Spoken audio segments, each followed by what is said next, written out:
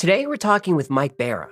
Mike spent 25 years working in the aerospace industry at Boeing before becoming one of the most controversial researchers in ancient astronaut theory.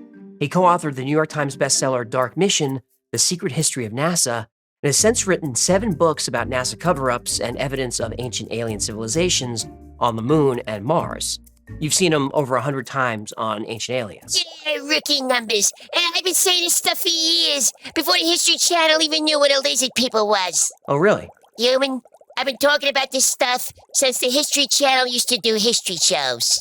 Today, we're covering a lot of ground. We're going to talk about Roswell and MJ-12, the Kennedy assassination, and how it might connect to the space program, what NASA may have been really looking for on the moon, and the current state of disclosure, which Mike has some strong opinions about. And I'll tell you right now, Mike connects some dots that I hadn't thought about before. His theory about who the second shooter was in Dallas, that one caught me off guard. Only 2 shooters. I knew more than that. It was basically a CIA assassin convention. A convention, huh? Of course. You know how all those conventioneers in Vegas go to strip clubs? Yeah. Well, didn't these guys in Dallas go to a strip club? Jack Ruby Strip Club? Actually, they did. Uh-huh. You're welcome. This is a long one, but it was a lot of fun. I think you're going to like it. Let's go downstairs.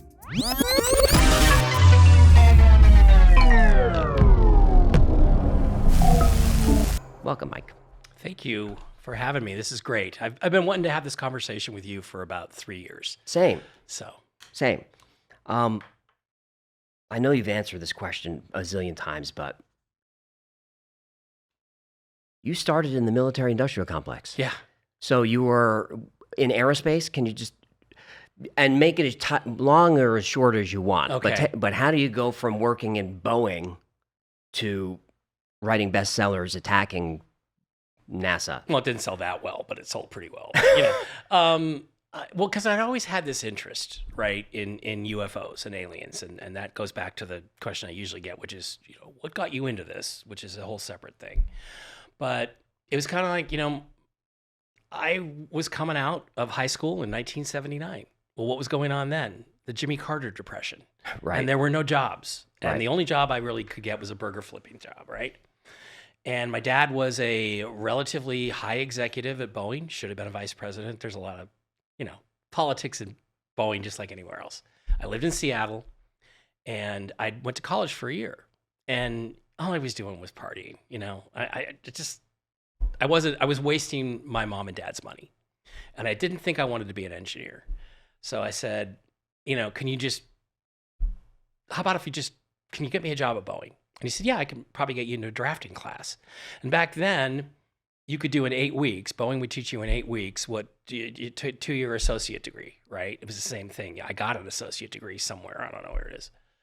So he got me in. And I'm 19. And drafting would be what? Design? Drafting was not really design. It's just simply an engineer gives you a part and you put it on the draft board and you ink it, or you use graphite pens on Mylar, and that's how we did it back then. Okay. And it gets photocopied into microfiche and print out the paper, and it was really interesting. We're really dating ourselves. We are. I'm old. I mean, I'm not going to pretend that I'm 45.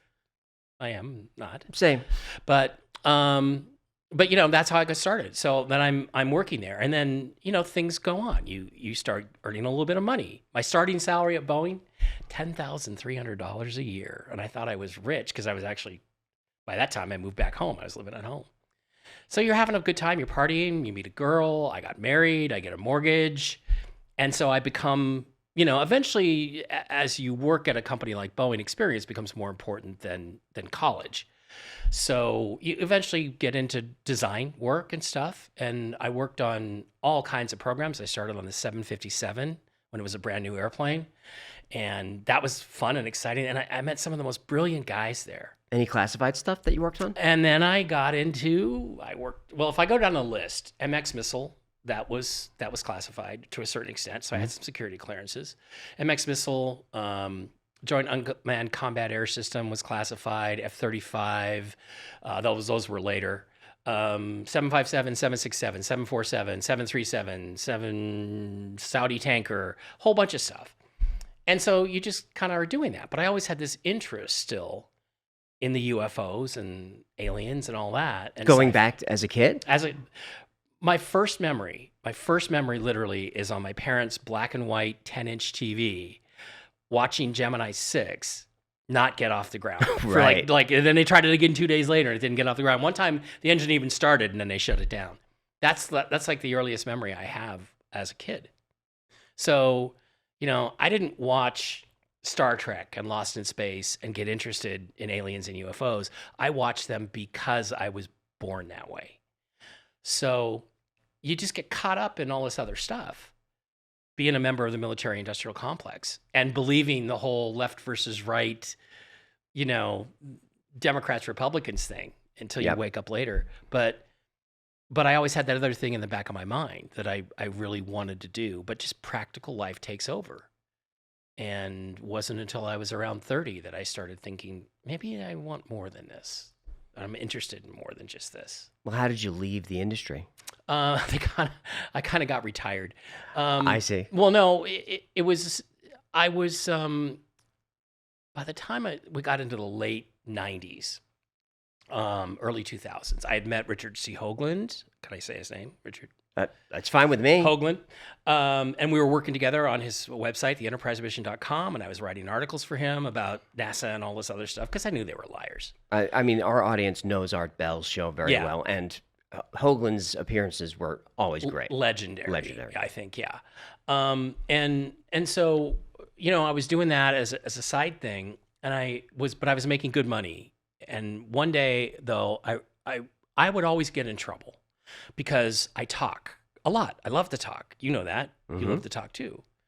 And I finally, somebody once said to me, who was it? Tom DeBolt. He said, dude, he goes, you got this new computers coming out, the innovation of the 3D computers. You're pretty smart. Why don't you go work on that side of the ball? Why don't you get paid for what you used to get in trouble for?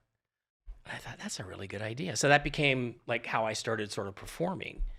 And because that's essentially what teaching is, it's performing. So I started teaching the software, which paid a lot better.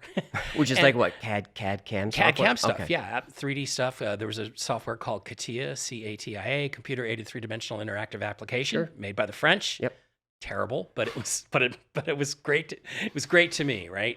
But now, when you were writing for Richard, were you still in touch with your colleagues in aerospace? Yeah, and I was still working at aerospace companies. I mean, I think. Did you tell them what you were doing? Yeah, they knew.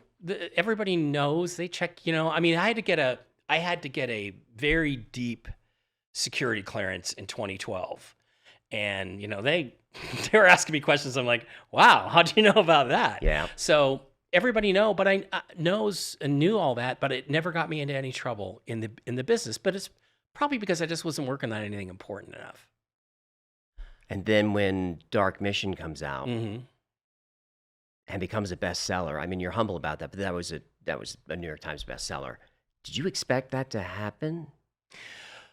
Kind of. You did? You were that confident? Well, because Richard had access to Art first and then George Norrie, and George was very good to him. And gosh, when that book came out, he was on almost twice a week talking about it, and it just sold and kept selling. And I bought it. Yeah, and it was, I mean, I'm not really proud of that particular book because it was a very difficult process working with Richard. He's very, very perfectionist and wants things his way, and I won't go into that too much, but it was not the most easy process of writing. Like when I got done, finally, I remember I was looking at this computer screen, right, at my apartment back in Seattle. I've now come back to Seattle. And I'm like, there's this paragraph. And you complain about how I write a little bit, but you write a lot. It was literally 2/3 of the page. Okay. And it was not only one paragraph, it was one sentence. No punctuation. There was nothing but punctuation. Oh, so God. like when you complain, because I've written a few things for you guys, and you complain about I don't use punctuation. It's because of that experience. Because Richard used, I mean, literally colon, semicolon, comma. I mean, anything you can think of, he used in a paragraph, right? And never got to a period, except a period. He didn't use that. And I remember the publisher, Adam Parfrey, rest in peace. whose father, by the way, was in Planet of the Apes. He was one of the I didn't know that. yeah, and Dirty Harry. You know, he's the diner owner at the Okay. first scene of Dirty. Anyway, Adam was like, this thing is going out at midnight tonight, no matter what state it's in. And I remember looking at that paragraph going, I just can't do this. I just can't rewrite another word. Yeah. And the next day I didn't feel too good. I went to the urgent care and they said, well, your blood sugar's 363. Wow. So I don't know. So anyway, that was an interesting experience. Well, you may not be proud of it, but a lot of it still holds up, and it's still a great read. Mm-hmm. So, I mean, I recommend everybody check it out. What I mean about that book, it's just for me, like the prose is not what I would like it to be, right? It's not, the words are not the way I would structure them because like Richard has his style and I have my style.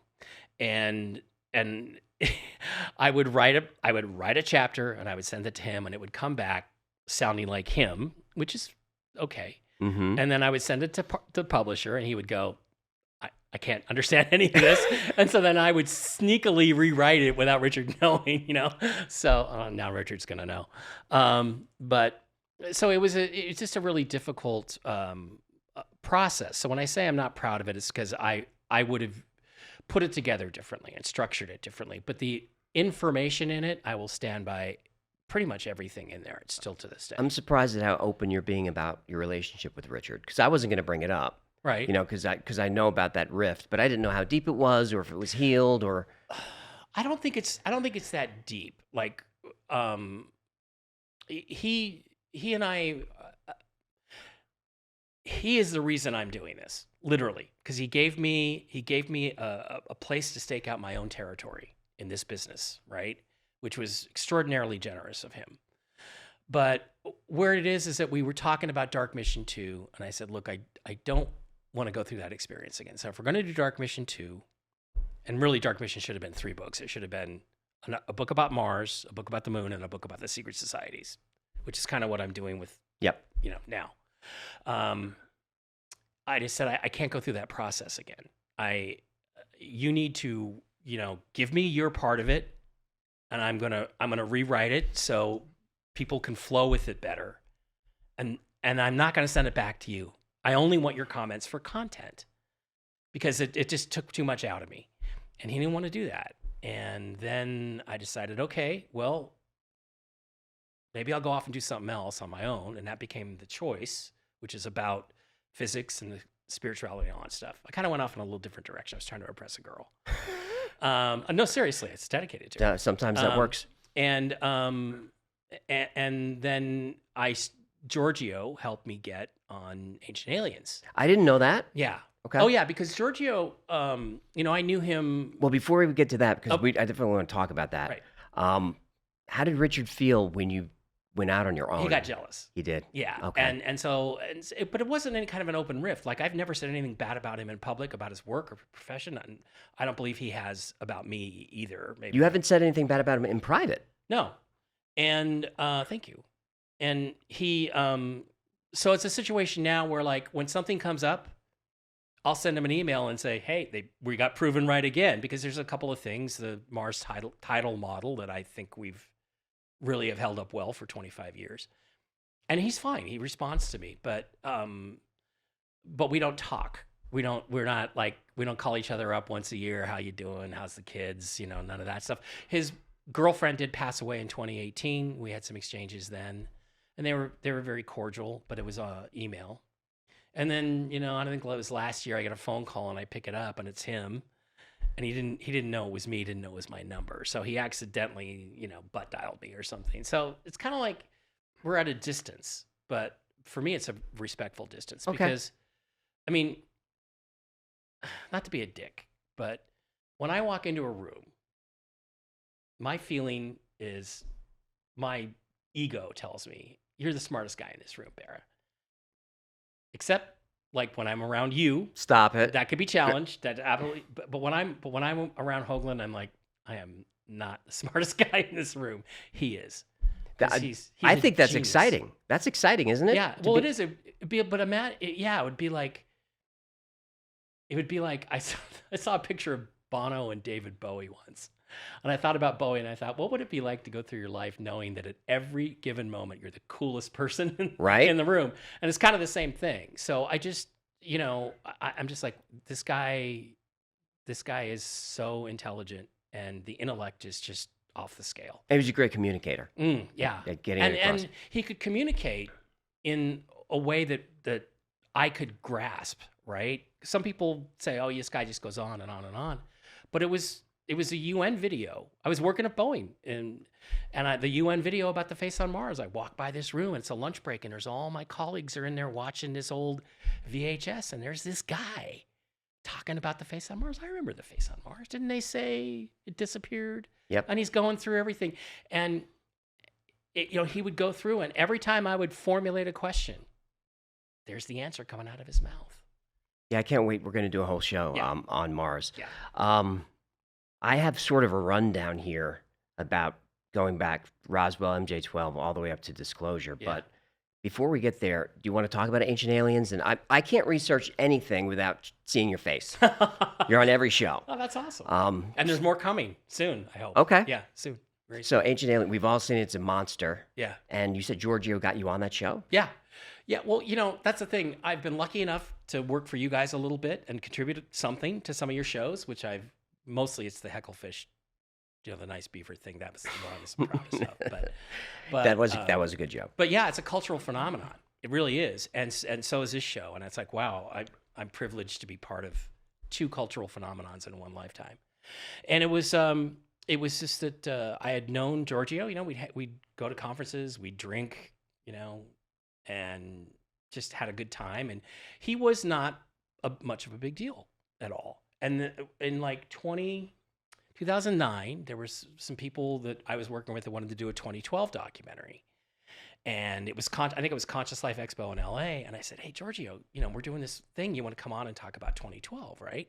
And so I got him in and, we didn't pay him anything, but we got him in and he sat down for an interview for that doc. And then I guess what must have happened is, a year, 6 months later, he had pitched Ancient Aliens to Kevin Burns and they bought it. And so they did the first season.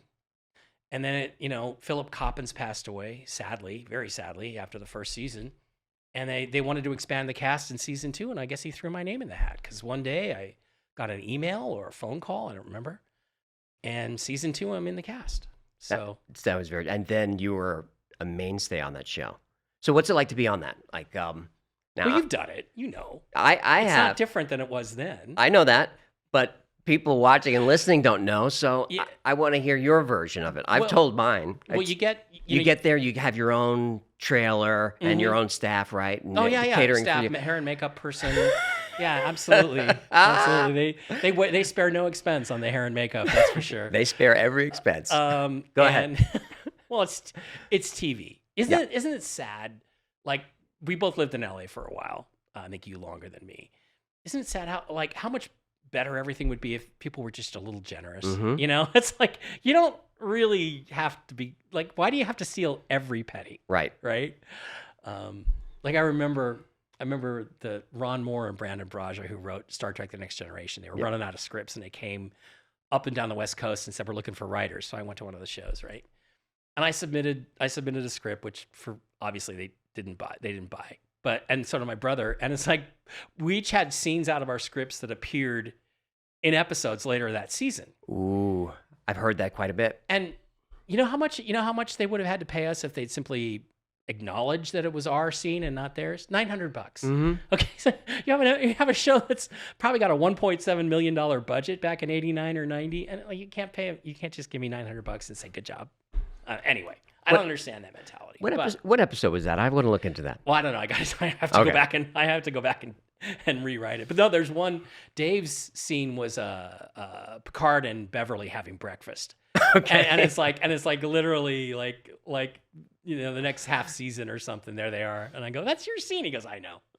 Anyway, so Ancient Aliens, those shows, yeah, they're fun to do. They're not as glamorous. As no, they're not as glamorous.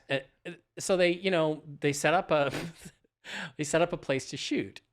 One of the places Ancient Aliens, you're not probably going to use this, but I'm going to tell you anyway because it's a hilarious story. one of the places Ancient Aliens uses is a house. I forget exactly where, like Silmar. It's outside of town where they shoot porn. Right? Okay. So I'm definitely keeping this. not up. that I ever have watched that, but it was hilarious because I don't know. There's some girl, some porn star, right? And Wait, they're shooting porn at this. no, not at the Okay. same time. But it's like 3 days before she posts all these pictures of this house. I don't know. I messaged her and I said, I was sitting on that same couch yesterday. And she goes, I hope they cleaned it. Anyway, so they just pick a place, a location that looks cool, and they dress the set, and they do a great job of that. They do. And then, But look, a day of watching Michio Kaku and porn is a great day for a lot of viewers. Let's be honest. yeah, we're not going to use that. But so they sit you down. Yep. And you've been given, what is this discussion going to be about? What episodes are we doing? And usually they give you the questions most of the time, not always, but here's the questions we want. And of course, unlike most guys, I was actually getting paid to be on Ancient Aliens, which from the very beginning, which was really cool. And because a lot of the guys that you see on there didn't get paid. They didn't? For a long time. No, it was a privilege to be on Ancient Aliens, which it kind of was. But Okay. I was lucky. They wanted to lock me down. So I'm very happy to hear you say that you get the information in advance because I contribute to the Unexplained, same production company, and I tell the audience, look, I get the questions, I get recommended answers. We get it all in advance. Yeah. Well, they didn't do that. So with Ancient Aliens, it was, now this is what we want to talk about. This is what we're going to ask you. What's your answer? And so then it's my job to come up with a juicy soundbite that they can plug into the episode, right? So that's what I'm focused on, is what can I give you in 10 or 15 seconds that's going to look really good and feel really good and they're going to want to use. So that's how it works. And you just sit down and, usually they got a little food there, some snacks. And, I got very comfortable got used to the production assistants and camera people and producers, It's fun. It's fun. It feels like doing TV to me. I'm going back in February to do a couple. But it, when you're on my side of the aisle, it's FaceTime. So take the FaceTime. Of course. Yeah. So our bookends, at least to me, are 1947 and current disclosure. Yeah. What's the best way to approach this to make this digestible? Do we start at MJ12, or do we talk about what's going on now? So I think you and I are a lot of agreement on current disclosure. I agree. I think we are in agreement on disclosure. I think we start now. I don't know. I feel like I want to start now. Okay. With the now. Okay. If it feels weird, in the edit, we'll switch it around. Well, the thing is, I believe there's an agenda, a hidden agenda, available on Amazon.com. Oh, you just plugged the book. Yeah, Nice. I think there's an agenda that probably got started back then. In 47. That's leading up to today. Yeah, maybe we should start 47. I don't know. Okay, let's start at 47. Right. Is it the Roswell crash, or is it? Because Grush says it's before. I'm not. Well, there were other crashes probably before that. Of course. Okay.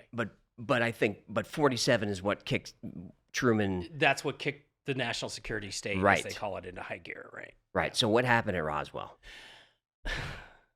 I don't know. Okay. Okay. I think it might have been aliens. It probably was. But there's another possibility, which I gave to you in a script once. And I like, either he didn't read it or he doesn't buy it at all. But, by the way, are you related to Giovanni Gentili? No. I mean, it's possible. Okay. Italians. There's a lot of the Italians. Father of Italian fascism, right?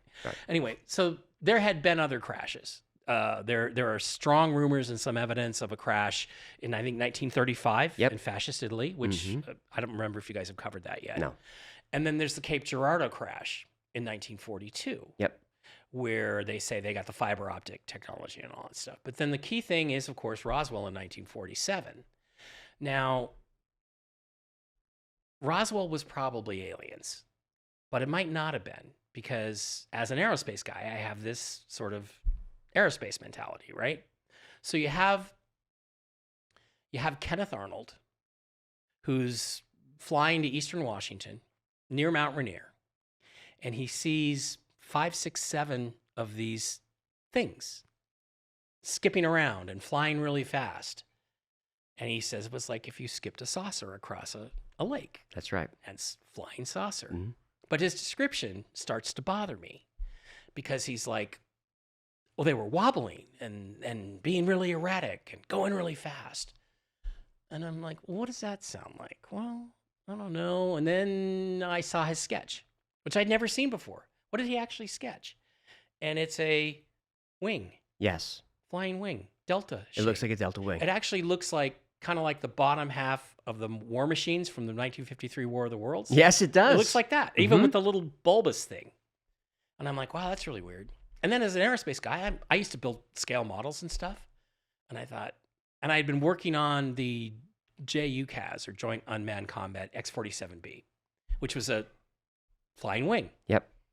And I remembered the Germans damn near built a flying wing, Horton HO-229. And you take the HO-229 and you compare it to what he drew, and it looks really close. And do you know why flying wings never worked until the B-2? No. Because it's an inherently unstable airframe, meaning it wobbles all over the place, and it does things you're not predicting and you don't expect it to do. So until we had computer control systems that could micro-adjust the elevons, you couldn't really keep a flying wing under control. They were too erratic. So I'm sitting there thinking, well, we didn't have computers in 47, but we did recover this prototype and all the plans and all the scale-up plans for this. So if you took those plans and you said, okay, well, this is a really interesting aerospace idea that the Germans had. Let's develop this. Let's build some prototypes ourselves and test them. And they built 5 or 6 of these suckers, right? And we're fresh off Operation Paperclip now, Operation right? So Paperclip. let's try it all. Jet engines, Right? Which accounts for the 1,250 mile an hour speed or so, whatever he said it was. I don't think they were supersonic, come to think of it, but they were fast. They were faster than anything in the air at the time. And it accounts for the wobbling. And then I looked really close at his sketch, and it's like, okay, the HO-229 has the cockpit right at the very tip of the spear. This thing that he drew is back 10, 15 feet. Well, do you know how you stabilize an airframe? How? You move the center of gravity back towards the middle. And the armor and weight, the ballast you can put in, is what you would put around the cockpit. The cockpit and the wing box are the heaviest, and the empennage on an airplane are the heaviest parts. So I'm like, I think that these are a modification of this German plane. Now, where would you test something like that? Well, in 1947, right now Tacoma, Washington is where McChord Air Force Base is. Yep. There's millions of people living there. In 1947, there was nobody. It was one of the most isolated regions of the country. So wouldn't it be dangerous to fly experimental aircraft in formation around a mountain? You're up there to test. You got to test it, right? Oh, okay. You know, it doesn't do you any good to test if you don't challenge the airframe. You don't find anything out that way. So do you think Roswell was Well, here's what I think. Okay. I think they flew these things up there. I think Arnold spotted them. It created a sensation like the next day. By the time he landed in Yakima, the press was waiting for him. That's right. Based on the radio reports. And then I think the military went, holy crap. They saw our German planes. What are we going to do? Well, where do we have that's more isolated than McChord? How about Roswell? Mm-hmm. Which is even more isolated. So they move it to Roswell. 2 weeks later, one of these things crashes on Mac Brazel's farm. Then if it's just an experimental aircraft that crashes, and I kind of have my own answer to this question, why bother with MJ-12 then? Why create that? That's the part that doesn't add up about my pet theory. It's not my pet theory. Somebody else came up with it first, but I went and figured it out, and agreed with it. That's the problem. Because if it wasn't an alien spacecraft at Roswell, if it was just an experimental flying wing aircraft, why not in 1994 or 1998? Why did they come up with this ridiculous mogul weather balloon when they could have just said it was an experimental aircraft that we had obtained from the Germans? Which would have been fine. Which would have been fine. the only thing I can think of is the reason is either it really was aliens, or the reason they didn't go that way is because there was something about the relationship with Nazi Germany and our military that was so incredibly destabilizing that they couldn't afford to go there. So they came up with an even dumber explanation. So Now, I've covered this before about Operation Paperclip, famous for 1,000, 1,200 scientists coming over. yeah, But the real reason for that operation was to bring 10,000 Nazis over to be intelligence assets here, Yeah. and they lived here till a ripe old age. That's what that op was. And the scientists, of course, were very useful, but I consider that mostly a cover story. yeah, we didn't have an American rocket program. We had a German rocket program. That's correct. Yeah. That's correct. So then, yeah, that makes me think, then why MJ-12? Which I think we disagree, but I believe it definitely existed, and I'm 90% positive it was called MJ-12. It was Majestic 12. That's a real thing. I know Whitley Strieber's had people talk to him and tell him in the military that it really existed. They call it something else now, but Right. I mean, it's attributed to so many other people. I mean, the list that goes: William Moore, Doty, Chandray, all these people. Well, you have you read Stan Friedman's book on it, Top Right. Secret Sure. Magic? Really thorough, really Sure. detailed. Yeah.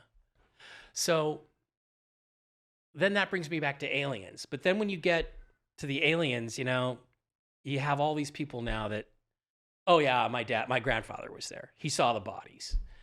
The bodies didn't come into the discussion until later. If you go back to Stan Friedman's original work on In Search Of, hosted by Leonard Nimoy. I used some of that footage. Yeah. Oh, they did? I did. Oh, okay. Oh, yeah, that's right. He didn't describe any of that. Nope. And if he didn't know it, who would know it? So it's like the mythology got built on more and more, and more detail was added to it. So I absolutely know something crashed. I know it was not, I'm not going to say it was not of this earth, but I know it was not something conventional. And when you put together the timeline of the movements for that episode, which I found absolutely amazing, something huge happened in that desert. Yep. Absolutely huge, that they were totally concerned about. Do you believe the theory that there was a second crash? Yeah, probably. I do. Probably. And, it's even possible, some of the very fanciful speculation that, we were using radar and they didn't use radar and it just somehow interfered with their guidance system. That's plausible too. It's possible that they have some technology so far beyond that, a scalar tech that it had never occurred to them. Oh, we're going to run into this and it's going to mess up we're going to crash. So, right. If it's brand new tech. So the stories of the bodies and things could be from the second crash site and could be conflated with the Brazil. So do you believe in the theory about the meeting between Eisenhower and 52? Yeah. If you do, and it's cool if you do, but so Bridget from, we've got Majestic 12, and I think most of us know who those men were. Right.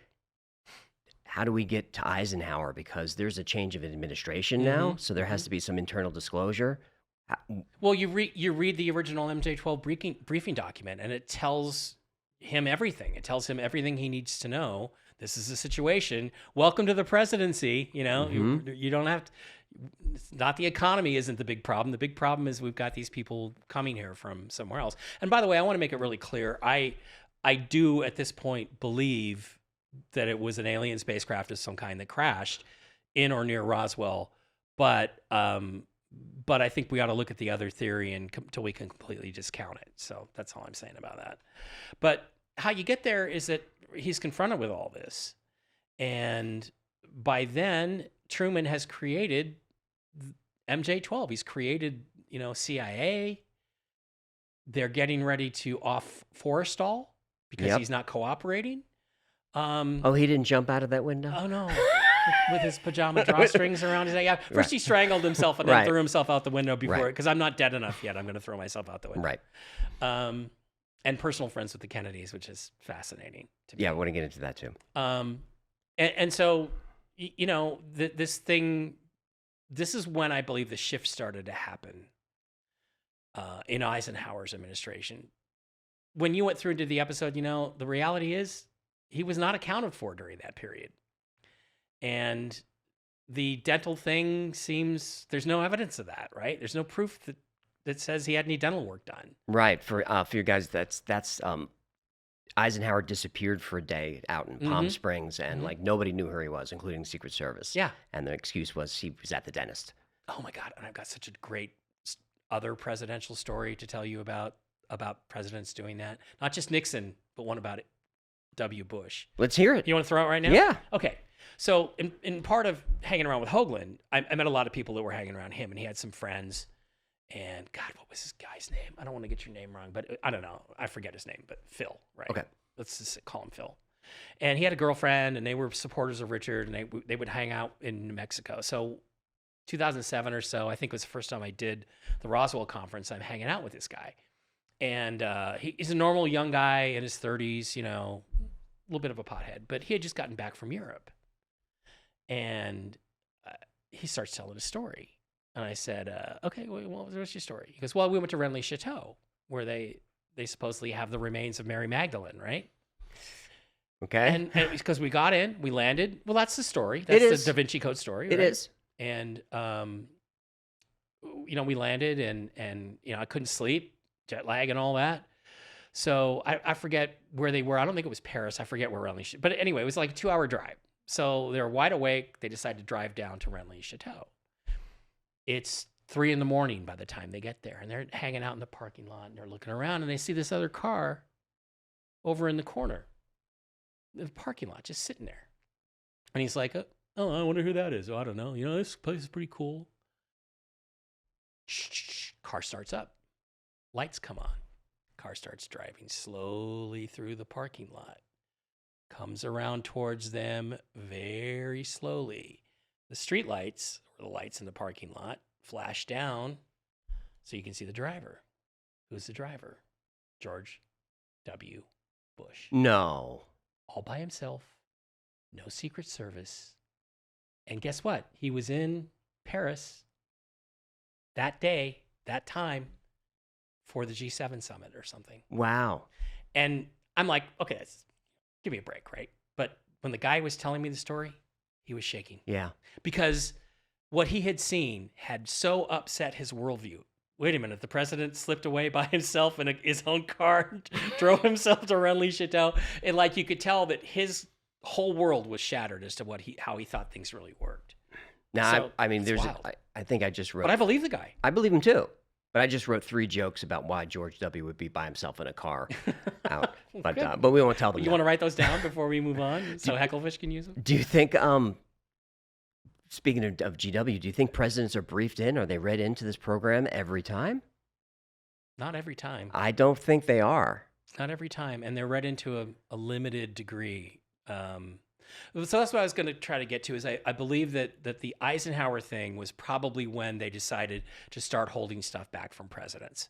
Because MJ-12 I'm speaking of. Because the decision, you know, the story goes, you read the story, that they said, we're going to offer you a whole new world. But Eisenhower goes back and said, well, if we do that, it'll ruin our economy and we won't have an economy anymore. We won't be able to sell oil and we can't do that. It'll ruin our economy. And I think that when that was hanging in the air, that MJ-12 sitting there going, wow, if they reveal aliens, we're out of business. That's number one. Right. Number two, every nefarious thing we've ever done could come out and then we're probably dead. And I think that at the point they were like, this is a risk we can't take anymore. So that's when they started deciding that they were going to exclude presidents. And that's what would make sense why Eisenhower, he probably got less and less information from them as his administration went on, which leads to the military-industrial complex farewell speech. I was just going to ask you about that. Yeah. Was that a wink? It might have been a wink that these guys are accumulating too much power. Oh, it was more than a wink. It was a direct, blunt warning. I mean, absolutely. And also, I think a warning to President Kennedy, because Kennedy, you know, knew so much by that time. He probably knew about Roswell already. And remember, Eisenhower told Kennedy, watch out for the CIA. For the CIA. Right. And so he knew all that. They were just like, by the time Kennedy gets here, we're going to cut him out. We're just, Not going to risk, because the president is a civilian officer. He can only serve 8 years. We can survive 8 years. We're just going to cut him out. Now, you contrast that with, Jimmy Carter talking about UFOs, and he's going to release all the UFO information he never did. Mm-hmm. And then the Reagan thing, Reagan told us over and over and over again there were aliens. How many different ways did he tell us? Right, so many ways, and we've got this fleet in space that can hold all these people. In I think it was 1992 campaign, Reagan, no, it couldn't have been, was it No. 92? Reagan made 4 appearances for George Herbert Walker Bush. Right, that was Bush Clinton. Yeah. Mhm. He only made 4. That's all he was willing to do. One of them was in the state of New Mexico. Interesting. Did you know that? Nope. Which is, by the way, I think a state that Bush had locked up pretty easily. I would think so. 5 or 6 points. I don't remember. I'd have to go back and look, but it wasn't a swing state. And do you know where he made his campaign appearance? Mm-mm. On the airfield, Roswell, right in front of the hangar where they brought the bodies and the wreckage after. Why would they do that? He's trying to tell you the truth. I think, Just tell us. not to get no partisan politics, right? There are 3 presidents that I believe have tried to tell us the truth about aliens and UFOs: Kennedy, Reagan, and Trump. The one thing they all have in common, they all got shot. Yep. So let's talk about then. You're not going to use that, but that's okay. I'm using all of this. The JFK Forrestal connection, I didn't really know too much about that because Kennedy would have been in his 20s. Yeah, well, Kennedy... Was Forrestal killed in 47, 49, 49. I believe Forrestal died or was killed. A lot of that comes from Michael Sala, who, nice guy. He did a lot of this research, and other people did. There's the strange death of James Forrestal. Did you read that book? Yeah, I read all of Michael's stuff. I wish I could read as fast as you. I'd be so smart if I could read like that, but I just can't. Forrestal was a friend of the Kennedy family. He and Joe Sr. worked together. They were both involved in insider trading on Wall Street. That's how they made their fortunes. Mm-hmm. But it was legal back then. Being Nancy Pelosi was legal back then. Another thing you're not going to be able to use. So that's how they made their fortunes. And bootlegging. The Kennedys, obviously. So he was a family friend. He played golf frequently with Joe Sr., and he knew the boys, Joe Jr. and John, and John was the second son. John was the party boy. He wasn't supposed to have to carry the mantle, but Joe Kennedy obviously really wanted to be the first Irish Catholic American president. And he blew his opportunity in World War II when he suggested that the British should just surrender to the Nazis and ran away from the London Blitz. That kind of ends your political career. It does. And so it wasn't going to be him. And then when Joe gets killed, it all falls on John. Who kind of has a rough start getting started in politics. Yeah, he does. And he's, his dad basically bought out the mayor of Chicago. Boston, or the Congressional District. He basically paid the guy to quit. Right. So John could run for Congress. And there's an argument that he bought Illinois for the presidency. Yeah, as well. Illinois and maybe even Texas. Yep. Illinois and Texas. But that was just lower level shenanigans at that time. Sure. Well, you've heard the quote, right?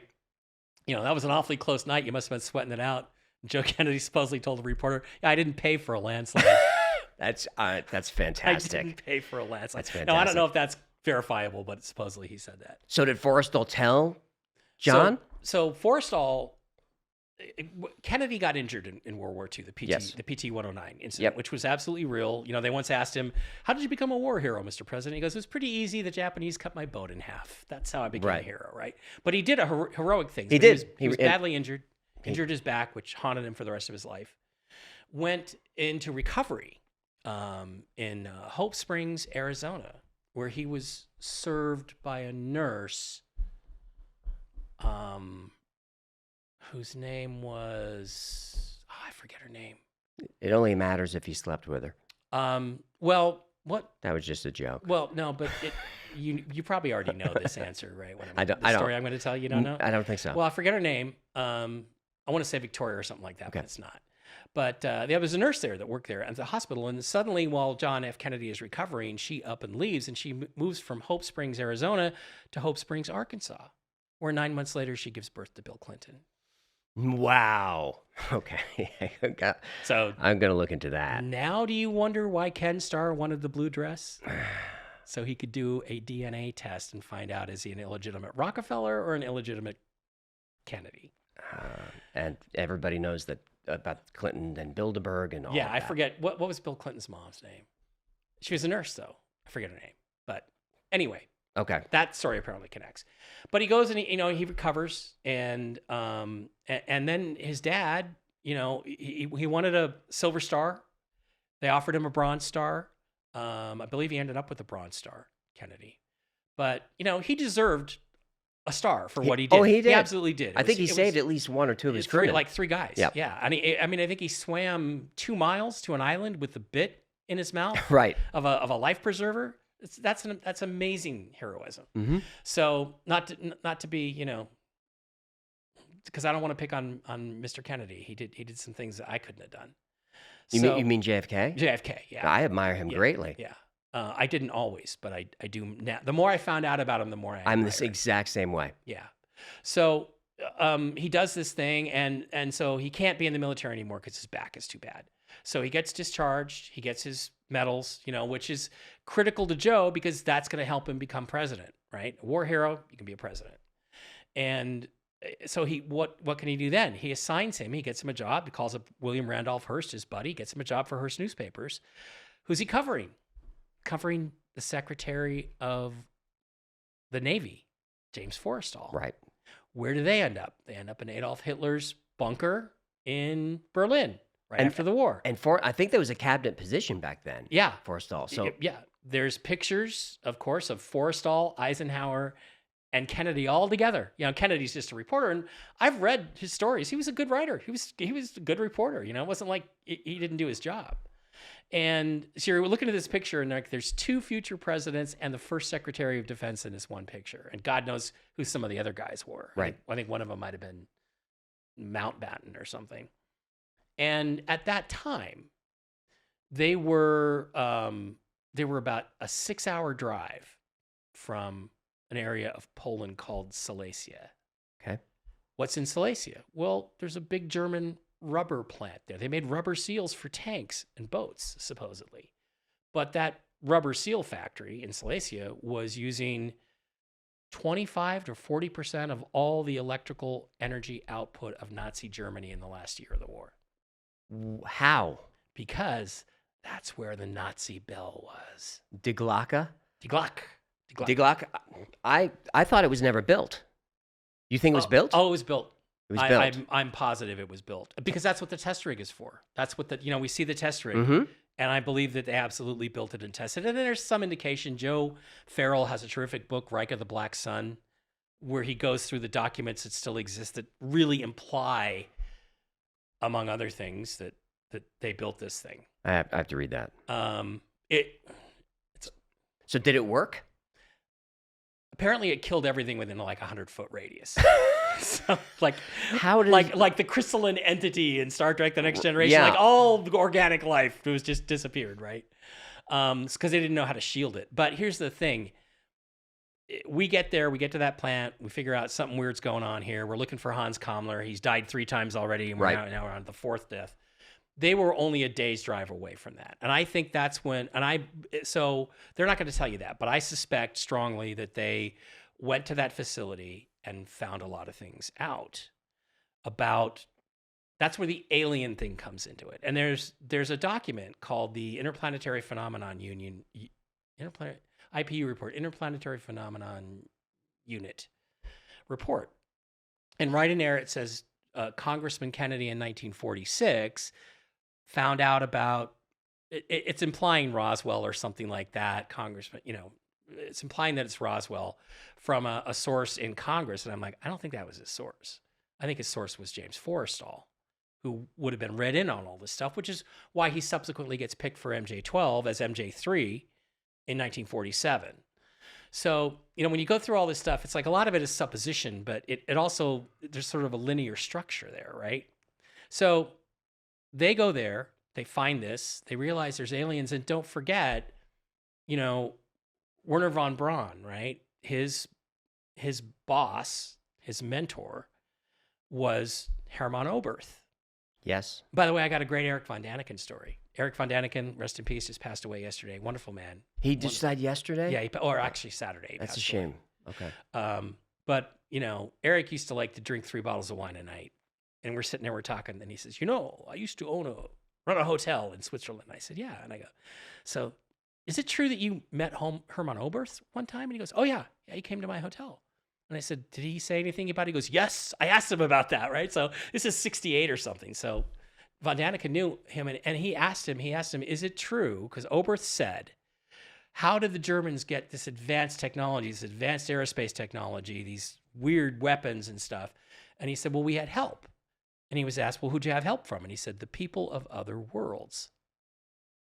Sorry, we're slipping into the secret space program here. But that's okay. And he verified. What year would this be? This is like that Oberth the conversation. had that interview. The conversation, I believe Eric said it was 1968. Oh, I'm trying to connect it to Dulles in Switzerland. Right. Okay. But that's much earlier. Well, it may end up working out because I may have the date wrong. But Oberth confirmed that story to him and said, yes, that's true.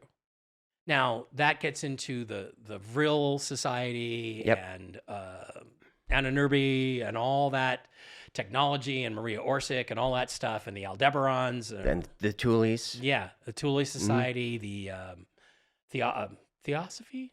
Yes, Theosophy, yeah.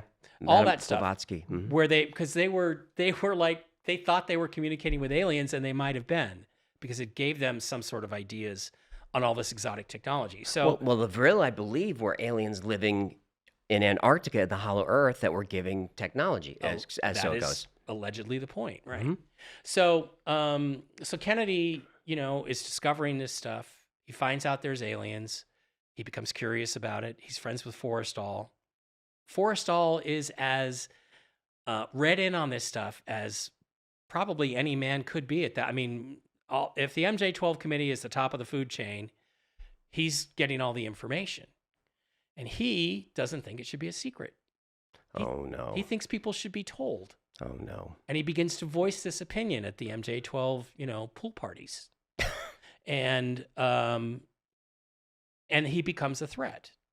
So is MJ-12 above CIA at this point? Way above CIA. Yeah. See, that's the thing. When we talk about, and we'll get to this when we get to it, the Kennedy assassination. Oh, CIA killed Kennedy. No, they were the bag man. They were the muscle. Right. Who gave the order at CIA? Nobody can answer that question because it wasn't CIA that gave the order. Well, I'm pretty sure I know who gave the order. Used to be CIA. So, I know who you're talking about. So yeah, I know you do.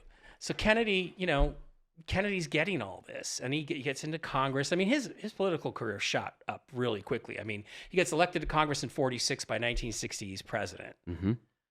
That'd be like Matt Gaetz being president today or something. Nobody'd ever heard of him 15 years ago, right?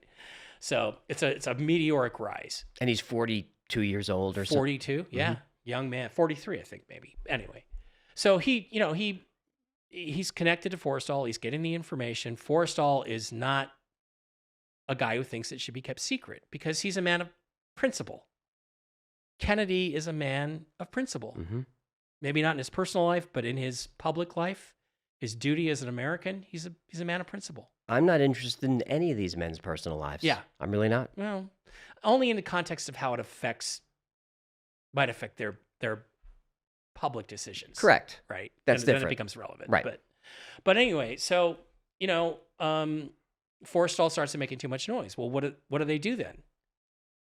They commit him. Somebody hires a Washington Post reporter, Jack Anderson, who broke the Pentagon Papers, very famous investigative reporter. His boss, his mentor, I think at the Post, basically just starts attacking Forrestal in public. He's mentally unstable. He's talking crazy. He's a drunk. Mm-hmm. He's probably on amphetamines and all this stuff that they just made up about James Forrestal. And they just run him down, and then they institutionalize him. And they probably, they were probably trying to figure out how do we get rid of this guy, in the sense of they probably would have cut a deal where if he would just shut up, and drop out of public life, but he probably didn't want to do that. So they threw him out the window. Yep. So it's super significant to me that after he becomes president, 3 months before he is killed, well, few more on that. Memorial Day, 663, Kennedy goes to Arlington National Cemetery. Well, and he, before we get to his death, let's take a quick break. yeah, sure. And then I'd like to get into when Kennedy comes into office and how he starts to address all this stuff. Yeah. So we'll be back in 1 minute.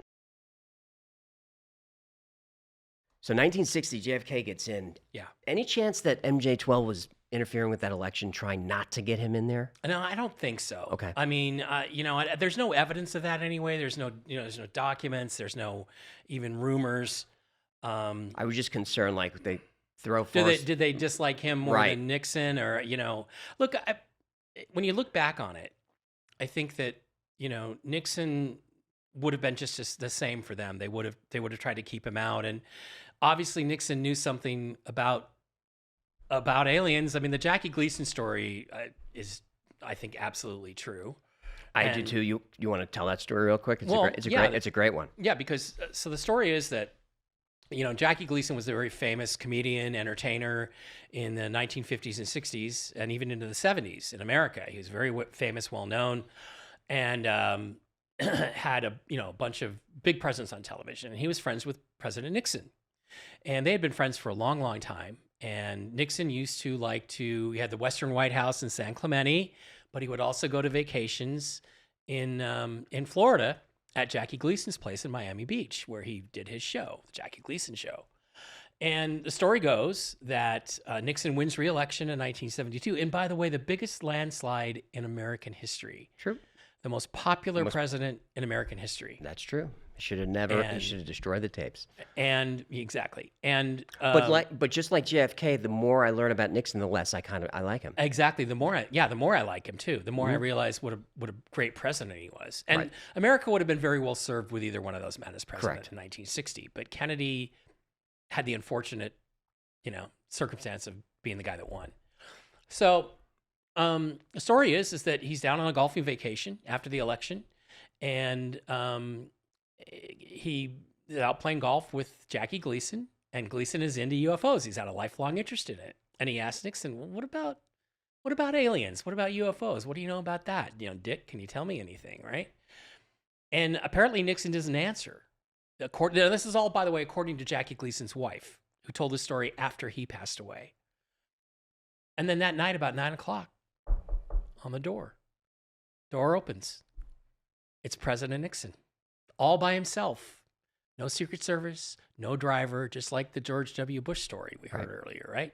And the Eisenhower story, maybe. Come with me. They get in the car. Nixon drives him to an Air Force base, probably Holloman nearby, I'm thinking. Drives him to a base. They get in through the gate, shows his identification. They get in through the gate. They go into a building. It's a warehouse. They go into this back room, all refrigerated. And on ice are 4 or 5 weird-looking Zeta Reticulan alien guys. And according to his wife, Jackie Gleason was freaked out about it. Absolutely freaked out about having seen this. And he carried it with him for days and weeks and months.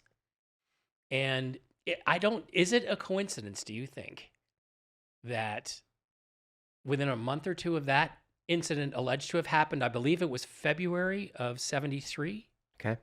I believe it, but it's right in that period after the election, before the next term really starts, that the CIA stages Watergate. And all the people involved in Watergate are CIA. Bob Woodward was CIA. Yep. Poole, who was Deep Throat, yep, is CIA. CIA basically stages a coup to get rid of Richard Nixon. Yep. So Kennedy's into aliens. They shoot him dead in Dallas. Because this is in the middle of Mockingbird and all that as well. Yeah. Probably can't do that again. That never How stopped. are we going to get rid of this guy? Right. E. Howard Hunt. Yes. G. Gordon Liddy. Yes. All CIA connected. Mm-hmm. So I think that was the second coup. There may have been other coups we don't know about in past, but that story is fascinating. Yeah, I think you're right about that. And I mean, Jackie Gleason's wife is lying about it? Because people have said, no, I think she even talked to a newspaper, didn't she? At the time? Yeah. Yeah. This is a story that's out there. Yeah. So Kennedy comes in, and is he read into the program? No, he's not. I don't think so at all. No, I think that Joe doesn't have enough pull with MJ. No, because here's here's the thing. As you look at it, Kennedy's first big speech is the president and the press in April of 1961. You've heard this one, right? Okay. It's called The President and the Press. It's very famous. And in it, Kennedy gets up and he's talking to the press, assembled press. It's all these people that he thinks are independent journalists. He believes them to be independent. And perhaps back then they were to a certain extent, right? Now I know this speech. Go ahead.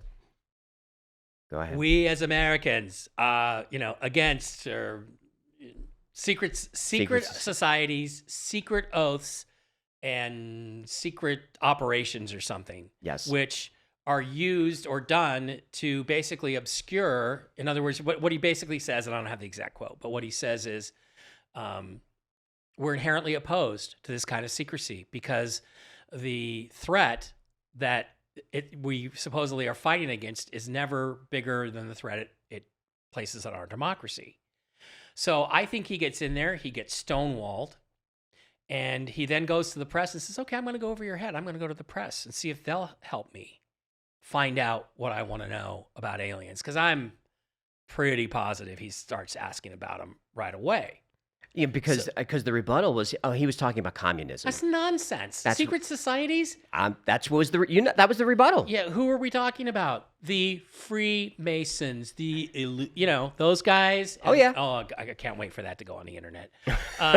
And he's talking about that's what a secret society is. Everybody knows what a secret society was then. It's like the Freemasons, who, by the way, were running the whole show at NASA at that time.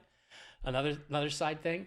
And we're going to do a whole show on secret societies in NASA. Yeah, and he's not talking about the Defense Department. He's talking about secret, non-governmental, or extrajudicial, extra constitutional organizations like MJ-12.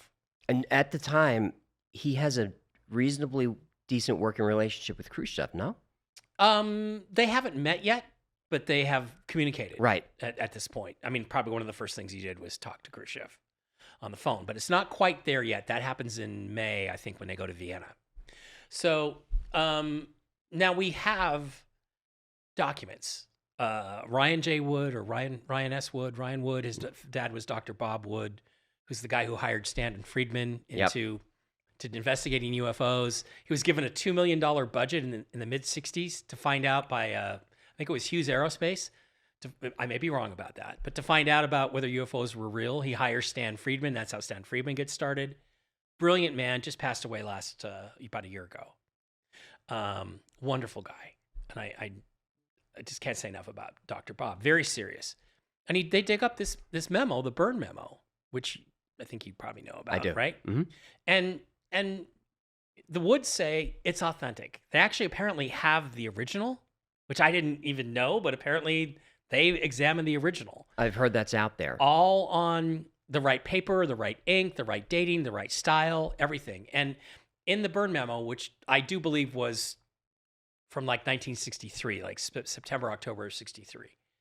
But in there, right there, it says, if this guy, and they never name Kennedy, they never call him the president, they never call him Kennedy, but they say if Lancer, which was his Secret Service code name, asks you about our activities or our area of purview, lie to him. That's what it says. If he presses you, bring another member of the committee and we'll both lie to him. That's what it says. So assuming that was the policy in 63, it was probably also the policy in 61. So, of course, we know about what happened with Kennedy and CIA. I don't want to forget the Khrushchev stuff. But Bay of Pigs, complete disaster. Right. Kennedy fires Dulles. And so everybody's like, well, that's why CIA wanted to kill him. Well, he fired Dulles from CIA, but he didn't fire him from MJ-12. Because how can you fire a guy from an organization you don't even know exists? Right. Dulles, one of the biggest villains in American history. Oh, I agree. So Dulles may have been fired from CIA, but he was still MJ-1. And MJ-1 was definitely in charge of CIA. Because Dulles does show back up in the JFK story. Yeah. Very, very interestingly. Yeah. So then, Kennedy and Khrushchev meet in Vienna. and Kennedy's trying to be conciliatory. Khrushchev is a tough, brutal man. I mean, it's kind of like Putin. There's sometimes Putin says things and I'm like, I kind of agree with that, right? Khrushchev had that, World War II, he did some bad stuff for Stalin, but he also didn't appreciate or like Stalin and didn't want to operate the way Stalin did. So he wanted to murder fewer millions. Right. Okay. Only the really bad ones. Right. That's an upgrade, I guess. But Khrushchev came away, because Kennedy was conciliatory, came away thinking he was weak, thought he could push him around. So he puts offensive nuclear weapons in Cuba. Mm-hmm. Or somebody pushed him to do that, but he does it Mm-hmm. in 1962. So at this time, the space race has started. So the thing that Kennedy offered Khrushchev, which is documented, well, it's written about. I don't know that it's documented because we don't have the actual paperwork. But he offered him, instead of fighting each other in space, let's go to the moon together. Let's go in unison. Let's cooperate.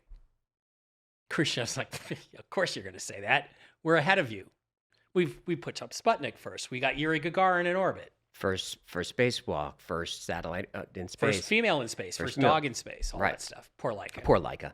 I think first satellite around the moon. Probably. Although, so why would you deal? Somehow the Russians managed to miss the moon by like 37,000 miles. They did. Which is a whole another hyperdimensional physics discussion for another time. Okay. But how do you miss the moon? I mean, AJ, you're in space. There's no atmosphere. You know what the gravity is everywhere. It's a bullet. You know where the moon's going to be in 3 days when the bullet gets there. You pull the trigger. How do you miss it by 18 times the diameter of the moon? The lizard people probably knocked them off course. It's not the lizard. We're going to get to it. That's a side discussion. All right, so Cuban Missile Crisis, and Khrushchev realizes, all right, I can't push this kid around. Right. He's tougher than I thought. Right. He's smarter than I thought. Yes. And the Kennedys, I remember my parents were Republicans. My mom didn't like the Kennedys. She called Bobby Kennedy a wild-eyed liberal. That was what she used to call him. Wow. But, when he died, she cried for 3 days. And so it's a different world then. Everybody should have. 68 was a hard year in this country. Yeah. And so Kennedy offers it again, but the Russians are still a little bit ahead. And there's a whole, again, hyperdimensional physics story for how von Braun figured it out. But we were behind because we didn't understand how the navigational physics really worked. We didn't understand our own electrical systems and what they were doing to our ships and all that stuff. And you can hear Kennedy giving speeches to Congress, almost apologizing, saying, "Look, we're not going to get there. Mm-hmm. We're going to be second." I think he specifically said, "No matter how much money we throw at this, we're going to be second." I did not know that. Yeah. Wow. Thank you for that piece. I should take a note on that one. I don't know if it was in the State of the Union, but it was to Congress. Yeah. And they were not pleased. And, so we have this situation where he again offers it and Khrushchev again rejects it. So then von Braun makes his breakthrough, which is that's an hour right there. But he makes his breakthrough. We figure out how to use Earth orbit rendezvous and get to the moon and back. We also figure out multi-stage rockets and how to make them work. And so we jump ahead of them. We leap ahead of them. I still can't wrap my head around how that leap happened so quickly. Is that part of another story? Yeah, I can tell you. Compress it. Okay, I'll compress it as quickly as I can. I can't get suddenly we can do this. The first 6, 8, 10 times we tried we just wanted to hit the moon with something. Nobody could hit it. The reason why was because when you have a rotating system in a spacecraft, it pulls energy in from the vacuum. You got, the typical phrase is 0 point energy. Right. 0 point energy is bullshit. It's pulling energy from higher dimensions. Is where it's really 0 point energy is bullshit. Well, it's not in a physical medium in the 3-dimensional universe. Okay, that's a different way of expressing it's pulling it from the ether, the hyperdimensional ether. Okay. So but it's a subtle difference, but you can call it. I just don't like 0 point energy because the term is not exactly correct. It's hyperdimensional energy. Right. So okay. I'm less angry at you. Okay. So how does von Braun figure this out? Well, again, the first time we try to hit the moon, The Russians miss it by 38,000 miles, 18 times the moon's diameter. How do you miss the moon by that much? Second time they try it, missed by 4,000. Nobody can hit the freaking moon, right? Except we're trying, the Russians are trying, we keep missing. Finally, on Ranger 4, we hit the moon. We hit it dead on. Mm-hmm. How did we hit it? All the electrical systems failed after they shot it at the moon. All of the rotating gyros inside the spacecraft go dead, so it runs in a straight line. Okay, I hate to tell you this about Einstein, but, you know, Albert, space is not curved. Okay, what happens is that when you have rotation, you pull energy from beyond the ether, right? And that affects the movement. I love how you just casually it's not curved. Gravity is gravity bullshit also? No, gravity is something. I don't know what. There's a relationship between gravity and mass. That's all we know. That's another show we're going to do. Hyperdimensionality, torsion, all that stuff. So, all right, so space-time, it's flat. I don't know if it's flat, but it's not. It's curved. not curved. So it's not curved. That's so you just aim it and we hit it. Yeah. Okay. But you have to have the gyros for navigation. Sure. But we didn't know that we were pulling energy in. That's what happened with Explorer 1. This is when von Braun started getting really crazy about field propulsion and stuff. Because Explorer 1, it ended up like 600 miles higher than it was supposed to. Oh, it was the jet stream. The jet stream is horizontal. Right. It's not vertical. Okay. So it would have anything, it would have pushed it, it would have drained energy from it. Right. So von Braun then goes in and he goes after this guy, Jacques Allais, who is an economist, Nobel Prize winning economist that also likes to do physics experiments. He's the guy who in Paris in the 1950s, I'm trying to make this as quick as I can, starts doing experiments with paraconical pendulums, finds out that during an eclipse, they go backwards against the rotation of the Earth there's nothing in any physics that we claim to understand that can account for that. I love it. I love his story. Awesome stuff. So von Braun's trying to figure this out, and that was the moment, because when everything went dead on Ranger 4 and it hit the target, that's when he's like, okay, it's got to have to do with the electrical systems. What's in the electrical systems? The gyros. What are they doing? Spinning. So he probably comes up with an empirical solution. I think we had a mission or two after that where we missed the moon again, but we got closer, and then we start hitting it. And then that makes Earth orbit rendezvous possible, because now you know where the command module is going to be and where the lunar module is going to be to meet up in moon orbit and in Earth orbit. So we suddenly start hitting it. So that was it. Just something about that Ranger 4 mission, I believe it was Ranger 4, where he figures out there's an empirical solution. We just got to figure out how to work it into the calculations. So then we suddenly leap ahead of them, because, and it was really interesting because I think it's in the choice, there's this whole discussion about how the only way to get there was direct ascent. Giant rocket, all the fuel, you'll go, you land, the SpaceX thing, you come back and you land in the choppers. And that was the only way we were going to get there, but it was impossible at that time. Suddenly he changes. There's a meeting. Everybody expects him to say it has to be direct ascent. This is 63, 64. Von Braun comes out and says, Earth orbit rendezvous, in his German accent. I can't do a German accent. I can do David Hatcher Childress. Can I audition for Space Panda?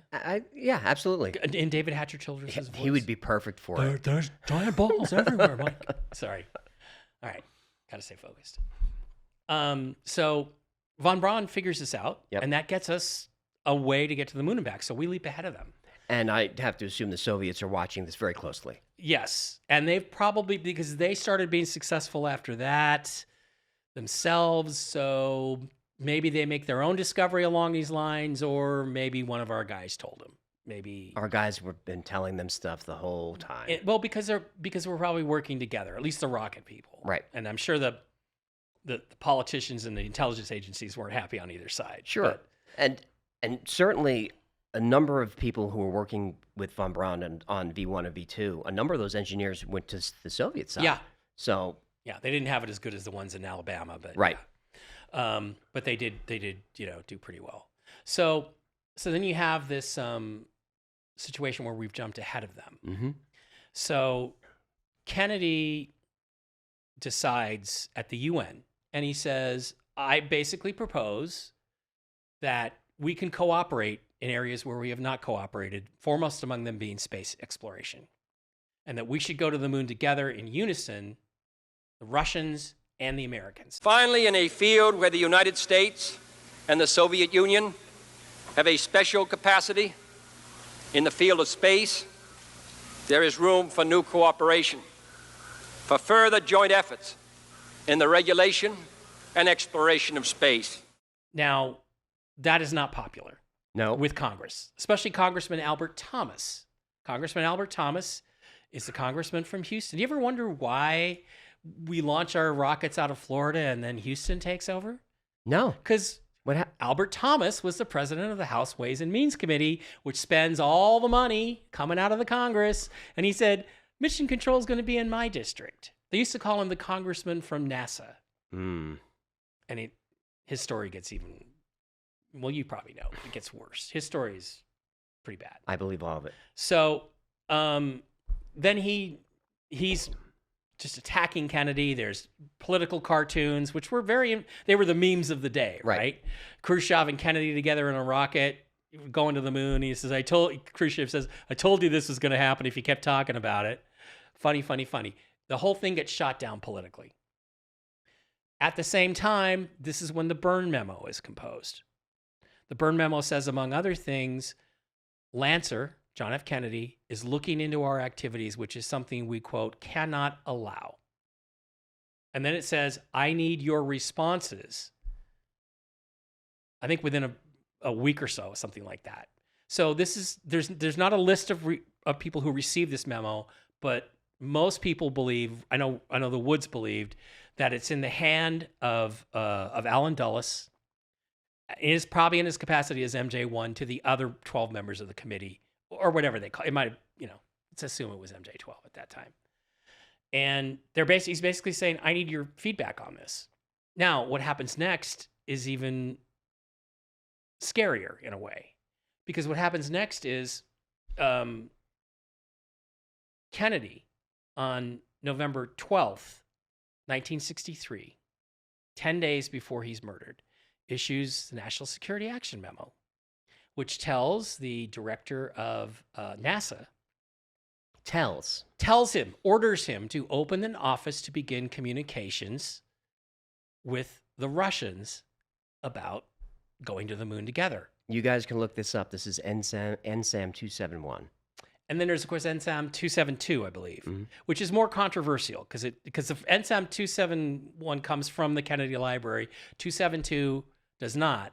But it is a parallel memo written apparently the same day at the same time, instructing director of CIA to all this stuff, the bona fide cases of UFOs, so that the Russians can tell the difference between our secret space programs and bona fide alien spacecraft. Let's call it alien spacecraft. Which strategically is not a bad idea. No, because we don't want to start World War III Correct. because they're mistaking ours for theirs, right? But here's the thing. The president's not going to do that unless he already has the Russians' answer. Oh, I didn't even He is consider not that. going to. This is literally an order to, as of today, open an office and start exchanging information with our mortal enemies, the Russians, who, by the way, just pointed nuclear weapons at us about a year ago. Is there any documentation that shows their side of it? I had never even considered that. Yes. There is? Yes. You know, in who it comes from? Who? Sergei Khrushchev, his son. Oh, my goodness. Sergei Khrushchev, senior fellow at Brown University. I'm not sure if he's still alive. I believe he might be. Gave many interviews, several interviews. And he said, in late October or early November of 1963, I visited my father at his dacha, whatever they call it, in Russia, and we went for a walk one evening. And he told me that Kennedy had pushed this on him twice before, and that this time he was going to accept it. He was going to accept the answer. He was going to accept going to the moon together because the Americans had jumped ahead of us.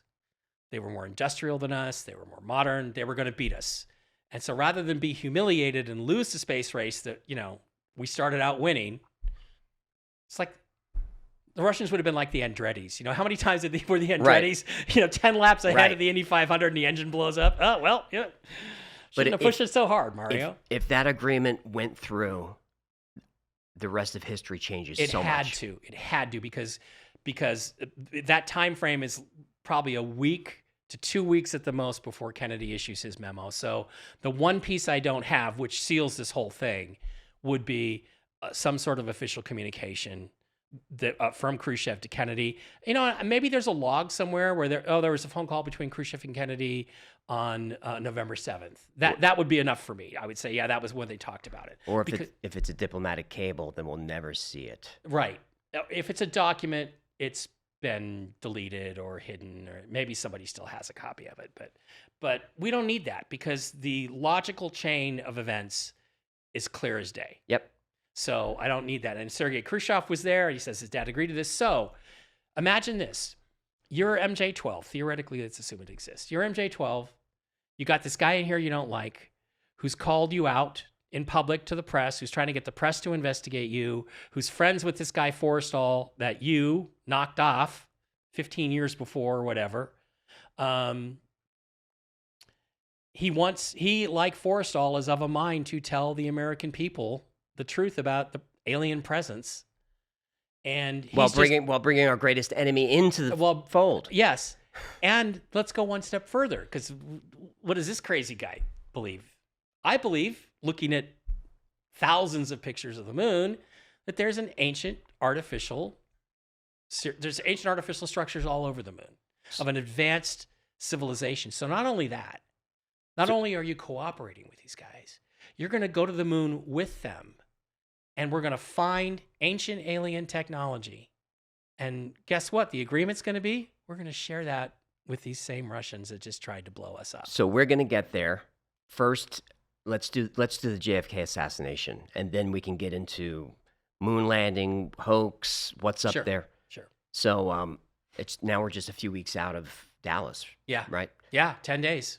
So they had 10 days to plan this up. Right. So what I always say is, I can't tell you absolutely that this is the reason that they ordered his murder. But all I can tell you is 10 days after he issued this memo to go to the moon with the Russians, over the objections of his political party, Albert Thomas, all of his intelligence agencies, I'm sure, he was dead. They had plenty. He wanted to pull troops out of Vietnam. They had plenty of reasons. Yep. Although I don't think that's a big enough reason to blow a president's head off in public. That's where I disagree with Oliver know. Stone. We can talk about that. But the bottom line is they didn't like him. They didn't like him. And again, Richard Belzer, remember him, the comedian? Sure. He wrote a book once called what was it called? Shoot, I forget the name of the book. It's a conspiracy book. But his line was great, and I've used this many times. It's like, it's not a question of who wanted to kill John F. Kennedy. It's a question of who didn't want to kill him. Right. The Federal Reserve wanted to kill him. NASA wanted to kill him. The Russians wanted to kill him. The Cubans wanted to kill him. Everybody wanted to kill the guy. Who killed him? MJ-12 on orders through CIA became the muscle. So who are the trigger men? You got 10 days to plan this. Right. The Kennedy assassination is a mess. There are so many loose ends. There are so many holes. There are so many things that don't add up. Doesn't that seem like an operation that was pulled together in 10 days? Yes, it does. So I think the response on the memo, the Byrne memo, was probably, okay, we got to get rid of this guy. Once he issues those NASMs, he signed his own death warrant when he issued those. Was the Byrne memo the one that alluded to sort of a wet up? Oh yeah, the wet works operations and all these, the false flags and all of that. It's very extensive, but the part of it that's critical for my case is the part about JFK and him inquiring about their activities. So it's like the deep state owner's manual. It kind of is. It really is. So this has all the markings of thrown together operation. Oh, we got to get this guy. How are we going to get this guy? When are we going to get him? Well, he's going to come to Dallas. Who do we have in Dallas? Well, we got a couple of cops, and we got this guy Oswald. He's a pretty good shot. Not the best, but he's pretty good. CIA handles him pretty well. Yeah, we got Jack Ruby, strip club operator. We got a few people there. Bagman CIA as well. Yeah. Sure. So that I think is why it's such a mess, the assassination itself. So the triggermen are Lee Harvey Oswald in the 6th floor window of the Texas School Book Depository, and Dallas police officer J.D. Tippett on the grassy knoll behind the picket fence. So that's explosive because Yeah, I mean, sure, I assume everybody knows this, but Oswald killed Tippit later that Yes. day. I Well, allegedly. normally when I do Alleged- this lecture, I save that part for like the more dramatic moment, but it's Oh, did I step on your punchline? it's okay. I No, but yeah, apologize. that's true. That's true. So Well, then take us through it. and then you have okay, so that's what I'm guessing, right? And well, I'm not guessing. People try to say Oswald wasn't involved. Oswald wanted to be an assassin. He wanted to be a big man. He was a violent man. There's recordings of him teaching, not Marina, his wife, but some other girl, like English. And he's teaching her words like kill and shoot and murder. I mean, Oswald wanted to be a big shot. He wanted to be James Bond or something, right? And he wasn't. So he was a perfect guy to bring in on this. And okay, so then, you can't have just one shooter. You got to have more than one. But these stories, there were 8 shooters and 16 shots fired. There's zero evidence of that. There's evidence of 4 shots, period. Tell me what those shots are. First shot Yep. either hits the lighting crossbar thing there or just misses the limo entirely and skips over and hits the guy in the cheek. Okay. Know that Second shot into Kennedy's back. Tumbles because it goes through soft tissue, tumbles through the air, goes sideways into Connolly, who's below and inside Kennedy, which is correct. Yep. Tears through his ribs, ends up in his wrist, flattened. Probably the stretcher bullet, but maybe not. So this is before him grabbing his neck? This is before that? Yeah, well, so no, it passes through. Okay. And then that's a nerve reaction, right? That's this nerve reaction because I think it severed some of the nerves. It's just like he just seized up, right? And I think if you watch the Zapruder film, I believe his fist stayed clenched the rest of the time. So there are people who say that wound alone probably would have killed him. Maybe not from bleeding, but from the nerves it severed. But I don't know if that's correct. Okay. So that's shot 2. So that's shot 2. Shot 3 from Oswald. Probably misses. But it is overlapping exactly the 4th shot from the grassy knoll, which is the headshot, which kills the president right then and there. How do we know that? Because in 1978, the House Committee on Assassinations, there was a thing called a dictaphone, and it was like a recording device. The cops' radios were open. One of the motorcycle cops, his thing was being recorded on dictaphone. They got that audio, and God knows what we could do with that today. If we could get the Congressional Committee to go back over that audio with the enhancement tools we have today. Oh, yeah. And they said there's 2 shots on there at virtually simultaneously, probably by coincidence. But Oswald's 3rd shot. And remember, there's the 2 guys below Oswald in the 5th floor. They hear bang, click, click, bang, click, click, bang, click, click. Oswald fires 3 shots. It's pretty clear that Oswald was in the window. But the 4th shot and the 3rd shot are at the same time. Oswald, I don't know what happened to that bullet. It misses. Maybe that's the stretcher bullet. Maybe it hits the back of Kennedy's chair. That's where the recent witness says he found the stretcher bullet, the Secret Service guy. Yep. Now that's just come out after 60 years or whatever. But the that headshot that comes. stretcher bullet was immaculate, wasn't it? No, it was very flat. Was it? As if it had struck Connolly sideways, that accounts for the flatness of it and the fact that it wasn't, dented in the nose because it was tumbling. And there have been experiments where they show that if you shoot a bullet through soft tissue or simulated soft tissue, it does. It comes Sure. out of the body and it starts to do this. Sure. So, so then you have the headshot from the grassy knoll, and I'm trying to think of what's the next thing we should go with. Okay, so Well, we know there are cops on the grassy knoll. yeah, and there are cops on the grassy knoll. There's the Orville Nix film, which shows when the headshot hits, it shows all the cops hit the brakes on the motorcycles. One of them goes up there pointing at the grassy knoll. The other 2 guys are looking at the grassy knoll. 3 of them, they get up and they run up the grassy knoll. Yep. Okay, so what do they find up there? Well, if you were up, if you found a cop, would you think anything of it? Nope. You wouldn't think the cop was the one who shot him, would you? No. So maybe you found a guy in a cop uniform up there. But what if he wasn't one of your buddies? What if he wasn't somebody you knew? He'd have to be somebody you knew, or there might be suspicion, right? So who could that be? Well, there is a document that came out in 2017 in the first Trump document release about the Kennedy assassination. And in it, it is a report, it was an FBI memo that states that 1 week before the assassination, on Friday, that two gentlemen were seen in Jack Ruby's strip club. Let's not call it a nightclub. We know what it was. We do. It was a topless bar. Those two people are identified in that document as Lee Harvey Oswald and Dallas police officer J.D. Tippit.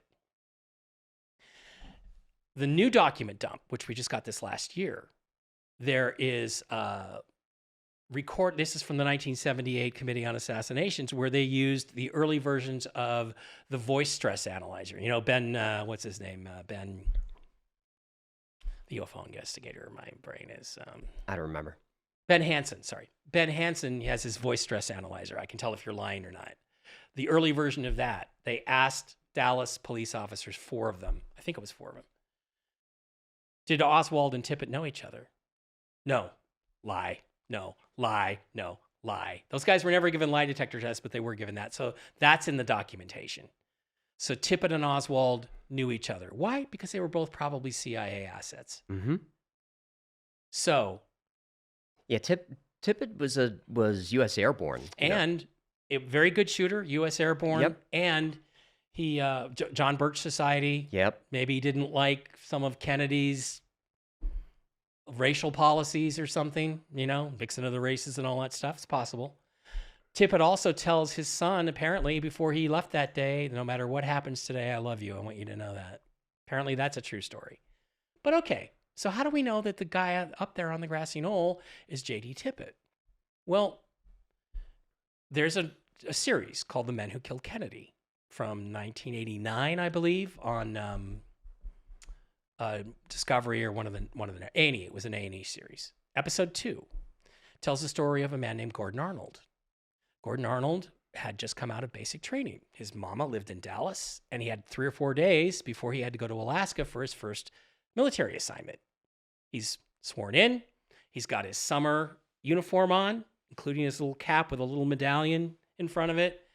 And he asked Mama, you know, I'm going to go walk around the city a little bit, having no idea Kennedy's in town. Can I borrow your movie camera? Sure. Here's the movie camera, Gordon. So he goes down. He ends up in Dealey Plaza. And he's like, oh, it looks like there's a parade or something going on here. So he goes up to the railroad overpass. He claims, a guy walks out, flashes him some ID, and says, you're not going to be up here. He says, okay. So he gets out of the way, goes down over by the corner. Guy says, I told you you're not going to be up here. Walks away, goes down around the picket fence, and stands on the grassy knoll waiting for the parade. You can start to see the cops coming. He says, I look up, and you can watch this video. It's like, to me, it's so convincing. But I start filming, and I was like, oh my gosh, that's the president. I'm filming the president here in my Army uniform. Bang. Shot goes right past his left ear.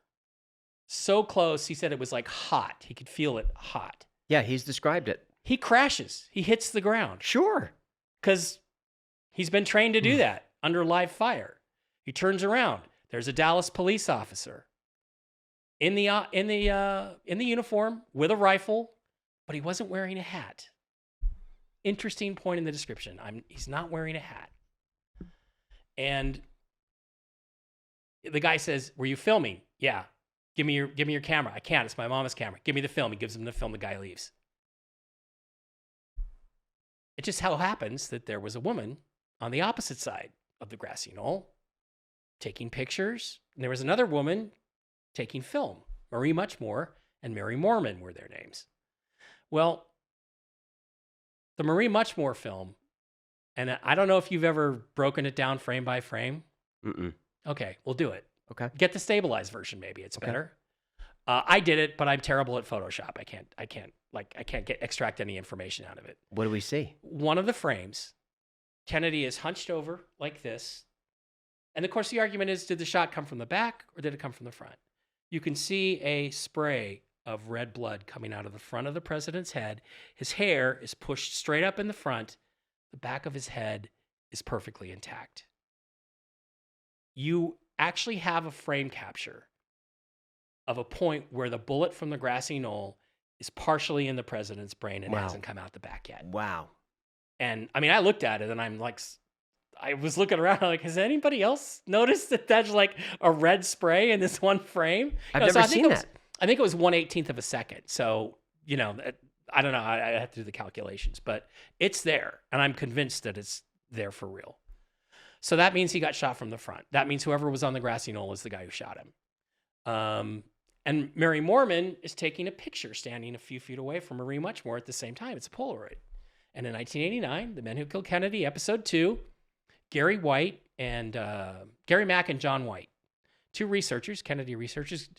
Gary Mack ended up running the 6th floor depository museum for years. And I wanted to go talk to him. I never got down there.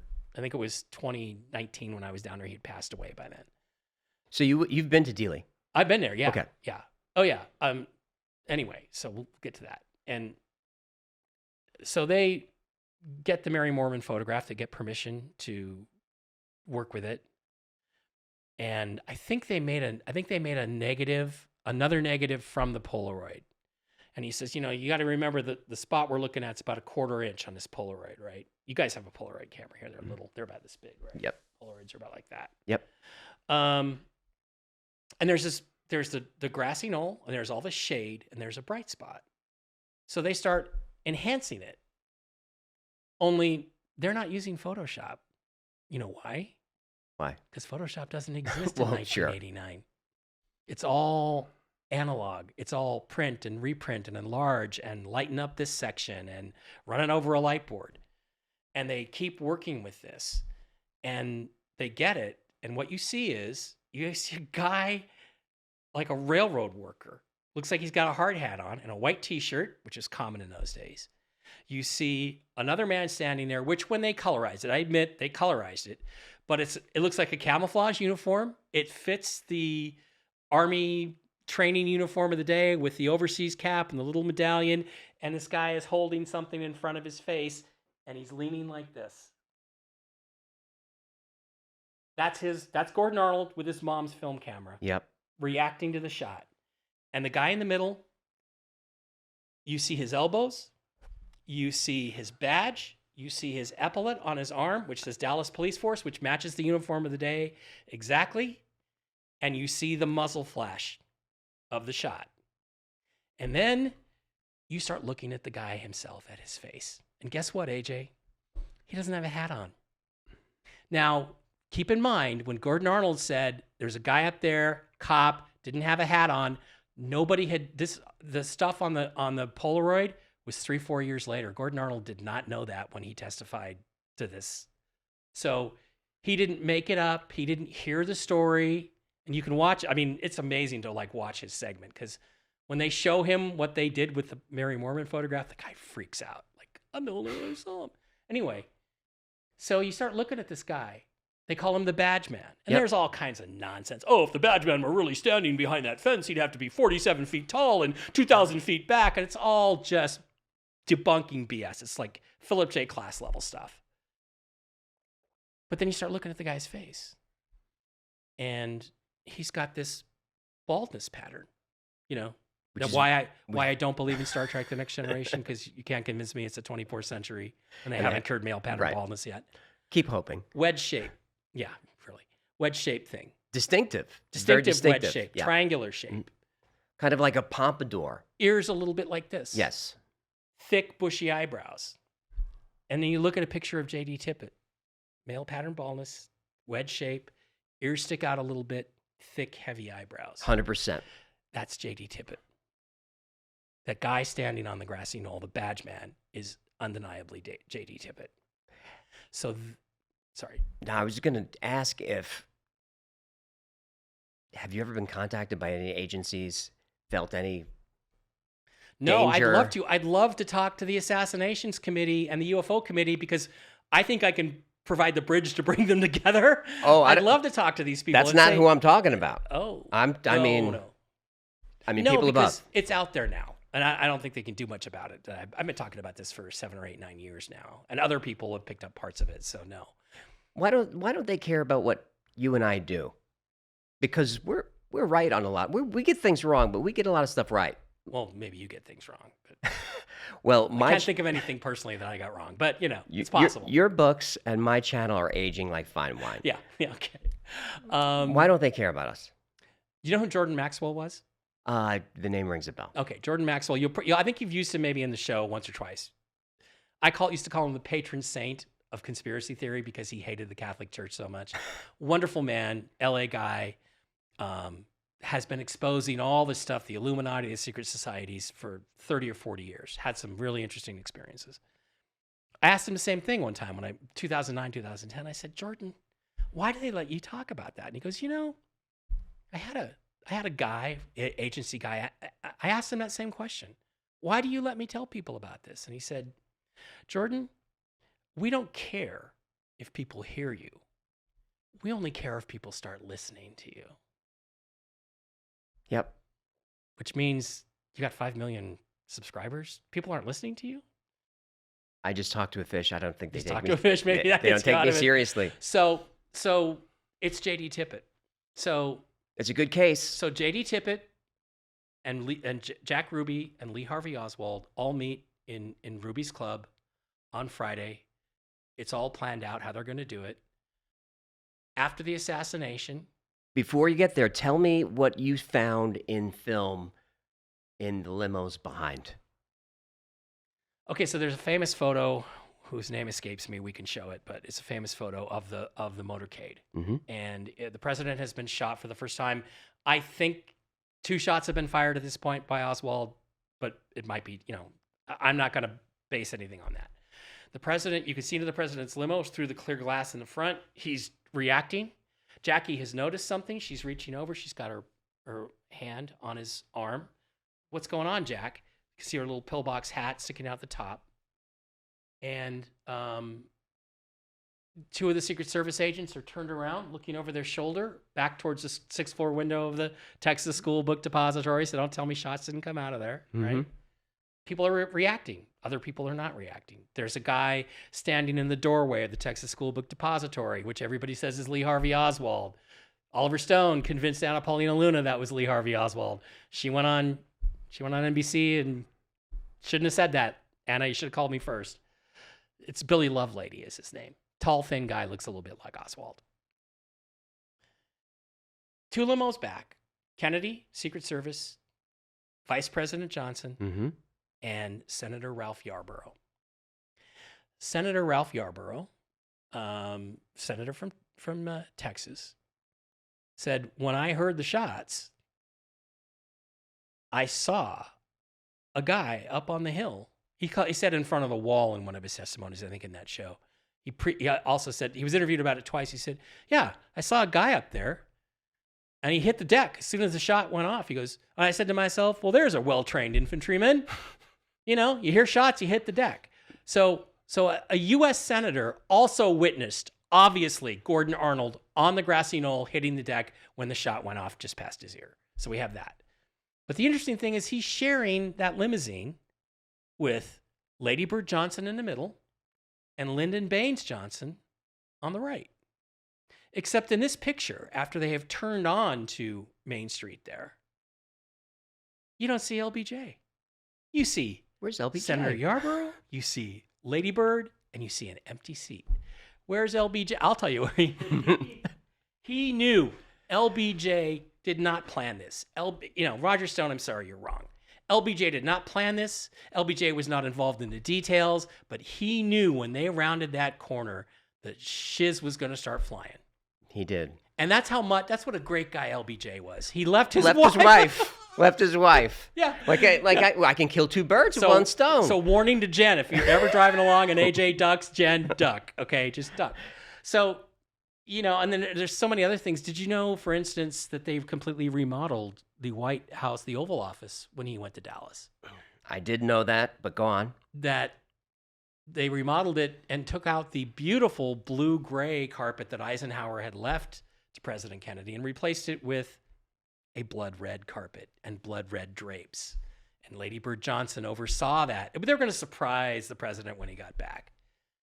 And then, of course, LBJ, when he got back, oh, he decided to keep John F. Kennedy's rocking chair. It's literally pure masonry. It's pure Masonic symbolism. I am bathing in the blood of the king that I killed while sitting on his throne. Sure. And so there's all that stuff involved in it. But I've been there, and I looked around. And this is not just my theory. It's pieced together from other people's theories and mine. And, well, first of all, the next thing that happens after the assassination is Oswald bugs out. Tippit is observed waiting somewhere out of his patrol zone. And there's other stuff, too, with the railroad, behind the railroad. There's a bunch of cool stuff in there that I'm going to add to this whole milieu eventually. But Tippit is agitated. Tippit's calling. Nobody's answering. He finally gets off and drives away. He drives around until he finds Lee Harvey Oswald. He gets out. He confronts Oswald. Oswald shoots him dead. Yeah. So, do you think Oswald had orders to do that? Yes. Oswald, Ruby, and Tippit meet in the club on Friday. Oswald and Tippit kill the president. Oswald kills Tippit. Ruby kills Oswald. Jack Ruby is a single point failure, and he never really talked, although he made allusions to talking about it. But he never did. And he died of cancer a few years later, right? So it's all a neatly wrapped up package. Now, I've been there, and obviously we had Alien Con in Dallas, great event, and they were like, "Don't talk about the Kennedy assassination." So you know what I did? Yeah, can you believe that? and so I said, so they're like, "You can't talk about Kennedy." So my presentation was, the Deep State and Majestic 12 and the Secret Space Program. So of course I just gave them the Kennedy presentation. Of course. And right in Dallas, literally, AJ, I'm like half a mile from where it all happened in this hotel. You have to. So I went. The audience wants to hear that. Yeah, and I went over there, and they won't let you right in the sniper's nest, but you can be in the window right next to it. Yep. And I'm not a marksman, at least with a rifle. A good marksman, I guarantee you, I know several people who are. They could have made the shots from there. I went to the grassy knoll, stood right where the badge man was. It's a 3-foot tall fence. Mm-hmm. I am no marksman. At less than 10 miles an hour, I could have made that shot. I might have even gone for the headshot because it's just so easy. So easy. It's part of the story that bothers a lot of people, including me, is that motorcade they may have even stopped. Mm-hmm. Mm-hmm. That doesn't sound like protocol or even slowing down. I think, well, here's the thing. You have to understand there's these shots. People are starting to hear the shots by the second one. The president reacts. He probably says something. John Connolly has been hit and claims he's like, "Oh my God, they're going to kill us all." So the driver's like, "What?" Right. And your instinct is probably to step on the brake or at least take your foot off the gas. Fair enough. So I think that's why it slows down. And this stuff about, the driver turns around and shoots him with his left hand, you know what that is, AJ, if you look at it, it's a reflection off of the hair on the top of the head of the guy in the passenger seat. Yes, I don't buy any of that. Remember, the wet head is dead, right? People used to, it was slick back, Brill cream, it shined, it reflected, right? That's what it is. I don't buy any of that. I always bought the grassy knoll. I think you might have been the first one to connect Tippit to it, which really blew my mind. And it makes total sense because I did not know about that meeting. I didn't know about that meeting at Ruby's Club. Well, that's the thing. This had been I'd done presentations and it was in dark mission in an incomplete form. But when I went through the documents and I saw that, I'm like, oh my God, I now have the link. That's it. That's the connection between Tippit and Oswald. You might have solved it. Is there any more on JFK you want to talk about before we get into the moon? Well, I think that there's this speech that supposedly he was going to give. And some people say he was going to give it at the Trade Mart in Dallas, where the reason why it had to be Dallas, it had to be then, it had to be that Friday, was because he was going to give this speech. And I have no proof of that. It's just an internet thing. But it's this speech where he tells people, we're not alone. These people might be our friends. They might not be. We believe that they are. We are going to go into an uncertain future, but know that we are strong, and we're going to cure disease and poverty and all the ails, all the things that the deep state is making money off, we're going to get rid of. And the only thing I'll say about that speech, and it's a couple paragraphs, I've got it here somewhere. The only thing I'll say about it is that it sounds like Kennedy's voice. You have a voice. You do. I have a voice that I speak with. It sounds like something Kennedy would say. I don't know if it's real or not, but if it is, that was a turning point in history. It was a turning point in history that I hope we're on the brink of flipping back the other way. He never told Bobby anything? I don't know. I look for that. I you can't know, find you know, it. Junior would know that, and Junior's going to run the assassinations committee when it gets off the ground. So, Junior might know that. I think Deep State is going to run him out. But Well, they haven't yet, but yeah. right. Take a quick break and let's get back to talk about how weird the moon is. All right, Kennedy's gone. MJ stages a coup. Johnson's aware, takes power. Does anything significant happen between 63 and 69? Around space and Around space. Well, yeah, because Apollo gets co-opted. Apollo was an exploration program. It becomes a program designed to, first of all, consecrate the moon as a Masonic temple. That's the first thing they're going to do on Apollo 11. That mission is purely symbolic. And then they're going to start looking for ancient alien technology. Now, before you move on, prove to the audience that was a symbolic mission. Okay. They landed in the middle of nowhere. There's nothing of interest in the Sea of Tranquility. It's a flat plain. It's a safe spot to land. Now, in the early days of Lunar Orbiter and Surveyor, they had done all these missions. Well, they were thinking they wanted to land in a place called Sinus Medii, which is the sea in the middle. That's Latin for the sea in the middle.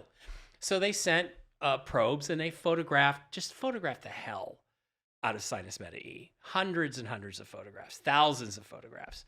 And, you know, my co-author, Richard Hoagland, went through a lot of those. And he's like, isn't this really interesting? There's one set. There's a frame AS10 32 48 22. So again, this is back in the 80s and 90s. And there were multiple archives where NASA photos were kept. Original negatives, first generation prints. So he ordered one from St. Louis. Well, actually, this is that's not even it. He had a catalog, North American catalog of all the photographs, all of them taken by the handheld photography, Hasselblads, by the astronauts. And okay, well, this is interesting. This is in the area I'm looking for. Oh, look. This one's 4822. It's pitch black in the catalog. So what does Hoagland do? He orders the blacked out photo. When he gets it, is it black? Is the lens cap on? No, it's a beautiful scene from orbit over the sea in the middle, Sinus Medii, right where they're looking at landing, where there, by the way, is a crater called Eucurt, which is a triangle. Now, craters don't usually come out in triangles. They have to kind of be, I don't know, shoveled up and bulldozed to look like a triangle, but dead center from the lunar disk from the Earth. If you were to look right at the lunar disk, you would see that triangle if you could do it with a telescope. Triangle comes up in all these stories. Dead in the middle. Well, it's connected to the tetrahedron, which is the base building block of not only video game voxels and all that stuff, but pixels, but basic physical matter. So he gets this and he's like, wow, this is really interesting. And look at all this stuff. Wow, this is a really crappy negative. Look at all that stuff. Glistening and what is he, scratches? Maybe not. So you know what he does? He orders from a different archive. And he gets what looks like almost exactly the same picture, only it's not. It's taken half second, 2 seconds, 1 second later. So then he and some other friends start ordering a copy of this photograph, AS10 32 48 22, from all 9 different existing archives at that time. Guess what they get? They get 9 different pictures. Wow. So you know what it is? It's a camera with an astronaut looking out the optically perfect windows of the command module with a power winder on there who holds the button down as the spacecraft moves left to right. Click, click, click, click, click, click.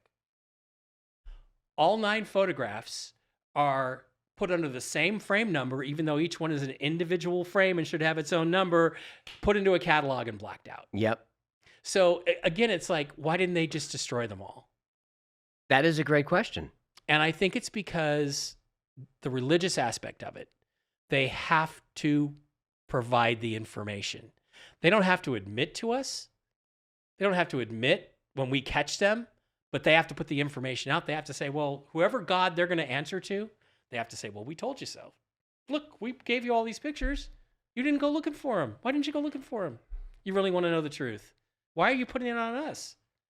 We published all these, right? That's I think what it is. It's a game. It's like Stranger in a Strange Land. You know, you have to be in the game to be in the game. Yep. So that's probably what's going on. So Hoagland still has these. They make big enlargements. They're in his garage somewhere in New Mexico.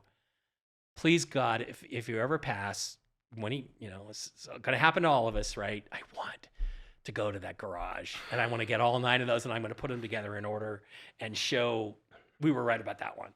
And the other thing too is that in this, there are objects that are not there. And then the next frame, it's partially there. And the next frame, it's partially there. And the next frame, it's fading away again.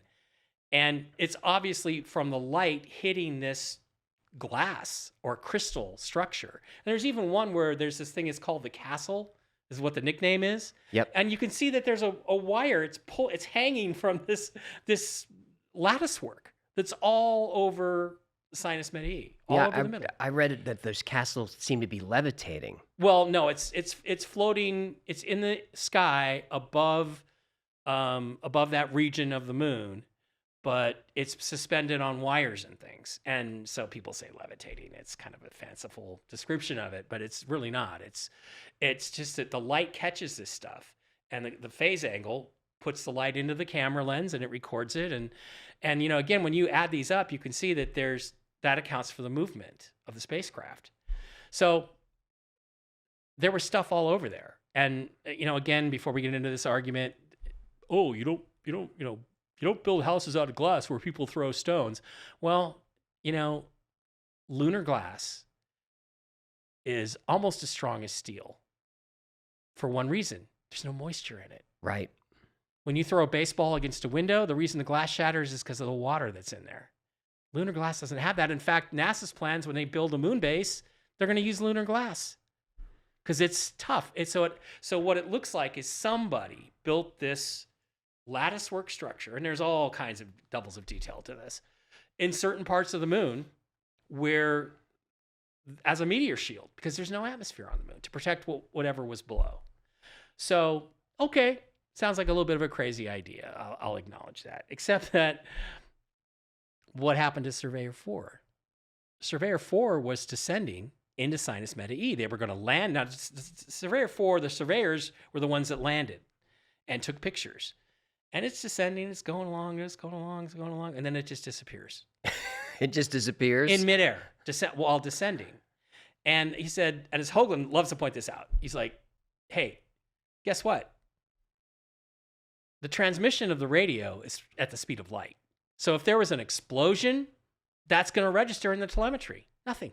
It's just there one split second, and it's gone the next. And he goes, so what happened to it? He goes, I think it went splat like a bug, like a bug on a windshield. So then they can't land at Sinus Medii anymore. Right. So they have to find somewhere else to land. So the place that they pick is the Sea of Tranquility. Now, what's the purpose of Apollo 11? Well, how is it symbolic? Well, again, the Freemasons were running NASA. James Webb was a Scottish Rite Freemason, 33rd degree. And that's what we're only talking about. We're not talking about, my dad's a Shriner. We're not talking about that. Right. We're talking about the 33rd degree of the Scottish Rite, Southern Jurisdiction, United States of America. Buzz Aldrin is a member of that lodge. Lots of other NASA astronauts are. And it makes sense, like Edgar Mitchell, it makes sense to me because it's a great way to figure out if you can keep a secret. Join a secret society. That's a great point. And the astronauts probably all figured out, well, if we're going to get the choice assignments, and they all wanted to be Neil Armstrong, we better join the club. Now, Armstrong was not, but I believe his father was. Didn't Buzz bring some Masonic paraphernalia with him?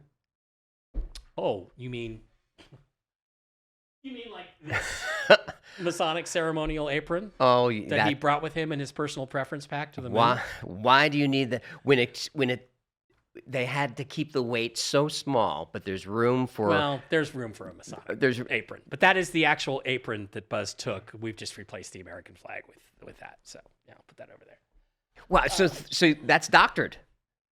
So the actual photo is the no, that did not. Yeah, that okay, is no. It was actually really the American flag, and that's not Buzz Aldrin. That's like Jim Irwin on Apollo 15. Just want to clear that up. But it's a great cover. It's a great cover, right? So Aldrin is a 32nd degree Scottish Rite Freemason at that time. He's not been brought into the top level of the club. And he goes to the moon with Neil Armstrong, and they land in the middle of nowhere. And we haven't sorted out the exact time yet. What we started doing was, and this is getting too deep into the symbolism, is what were the stars like above the landing sites? You know, and again, there's a whole bunch of documentation about what are the belief systems of the Freemasons. You had the Freemasons inside NASA. You also had the Nazi faction inside NASA. And you had what we called the magicians, the Aleister Crowley folks out at JPL. Right. All based on the same core belief system, which is that the human race is descended from Aryan gods who came from another star, maybe Orion, and that they are the fathers of the human race, okay? And we worship them. Their names are Isis, Osiris, Horus, and Seth. Which, by the way, Dune. Right. Dune is the myth of Isis, Osiris, That's Horus, right. and Seth. Osiris, the good god, King, Duke Leto. Seth, Baron Harkonnen. His mom, Horus, is the sun, the avenging sun. His mom is the witch, Isis. And we can connect Osiris to, I guess, a more commonly known constellation above Egypt, yes? Orion. Orion. Sirius is Isis. Orion is Osiris. Yep. So, anyway, by the way, the lunar module Orion, you know there was a lunar Right. module Orion, which is the lunar module Osiris, right? Right. And, of course, Orion was originally on the Apollo original patch. Apollo's Greek, Orion's Egyptian. Okay, whatever, guys. If you look at all these logos with these space agencies, Mhm. they're all Egyptian iconography. They're all. Anyway, and they landed, in 1972, the lunar module Orion lands on the moon at the exact time that the belt stars of Orion are 33 degrees above the horizon on Adolf Hitler's birthday. Okay. So All right. everybody got their little, Everyone got their wish list? they got their wish list filled out on that one. So, So they land. okay. And Wait, then- hold on. Who's they? Armstrong and Aldrin. So we landed on the moon. You're in that camp. Absolutely. Okay. Absolutely. The thing is, it's like I told you about when I started at Boeing, I mean, these were guys, this is 79. So this is 10 years after the Apollo 11 mission and only 7 or 8 years.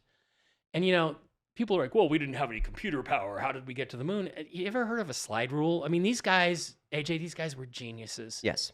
These were the guys that my dad worked with. I mean, engineering wise, compared to me, they were freaking geniuses. Then why do they say they can't replicate that technology now? They can. That's not what happened. What here's the problem.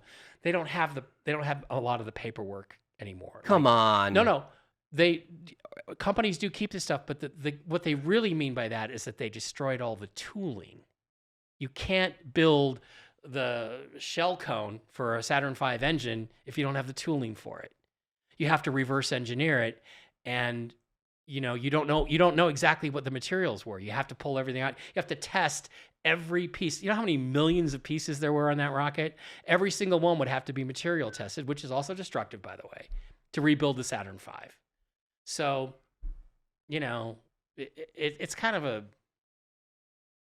So SpaceX figured it out? SpaceX just did a completely different thing. Okay. And I don't agree with the way they did it, but they're smarter than me. So, I mean, I don't think 33 engines is the way to go. 33 small engines. I'd rather have 5 big ones that are reliable than 33 small ones. Right? I'm just glad they're going. And so they land in 69. At this point, So they land in 69. Yes. 32nd degree Freemason, Buzz Aldrin on board. All of the pictures of astronauts on the moon are in Apollo 11, except for one, and you only see his legs. They're all Buzz Aldrin. None of them are Neil Armstrong. So when people think they're looking at Neil Armstrong in that National Geographic picture, it's Buzz Aldrin. So you know why Armstrong went out first? Why? Because his job was to take photographs of the first Freemason to walk on the surface of the moon. Okay. That's what his job was. That's why he never wanted the limelight. Buzz did. Buzz was the rock star. not Neil Armstrong. Just that's my opinion. Buzz Aldrin performs a ceremony in the lunar module, which is described as a communion ceremony, because of course that's an acceptable religion. In fact, that communion ceremony goes back to, guess when? Ancient Egypt. Sure. It's an offering to, guess who? Osiris. And it helps explain a little bit why Neil Armstrong looked so uncomfortable at that press conference. I mean, he looked miserable to be there. He hated being in the public anyway. I mean, he hated talking. He hated the press. He was a quiet, stoic, masculine 1960s guy. That's who he was. And there's also other pictures of them laughing, their ass off. I've got a meme where, they're all like this. And then I got a meme where they're all laughing, at that same press conference. So watch the whole thing and you get a little bit different picture than if you just watch edited segments. Right? So I don't want to step on any punchlines, but what's up there? What did they find? Why did we not go back? Okay, so on Apollo 11, they didn't find anything. They was purely there to consecrate the moon as a Masonic temple. But did NASA or Magic know something was there? Yes, but they waited until Apollo 12 to start looking for it. The reason they landed there, they landed in Oceanus Procellarum, because that was a promising landing site for artifacts. So it became a reverse engineering technology. What I think happened was Kennedy got blocked out by MJ-12. And he said, okay, fine, F you. I'm going to go to the moon anyway with my own public space program, because he knew they were hiding advanced technology from him, I'm sure. I'm going to go to the moon, and we're going to go there, and we're going to go there and take the technology and then come back and reverse engineer it on our end on the public side, and we're going to do it with the Russians. And all you bankers and Kabbalists and whatever you are going to, I'm just going to screw you. No can do. So they allowed that then to continue. And so Apollo 12, they actually started looking for stuff. And they landed. It's really interesting because why would you land someplace you already landed on Oceanus Procellarum? Because Surveyor 3 had landed there 33 months before. And they knew they could get through all of this crap that was in the sky. So they knew they could land there. And they went there.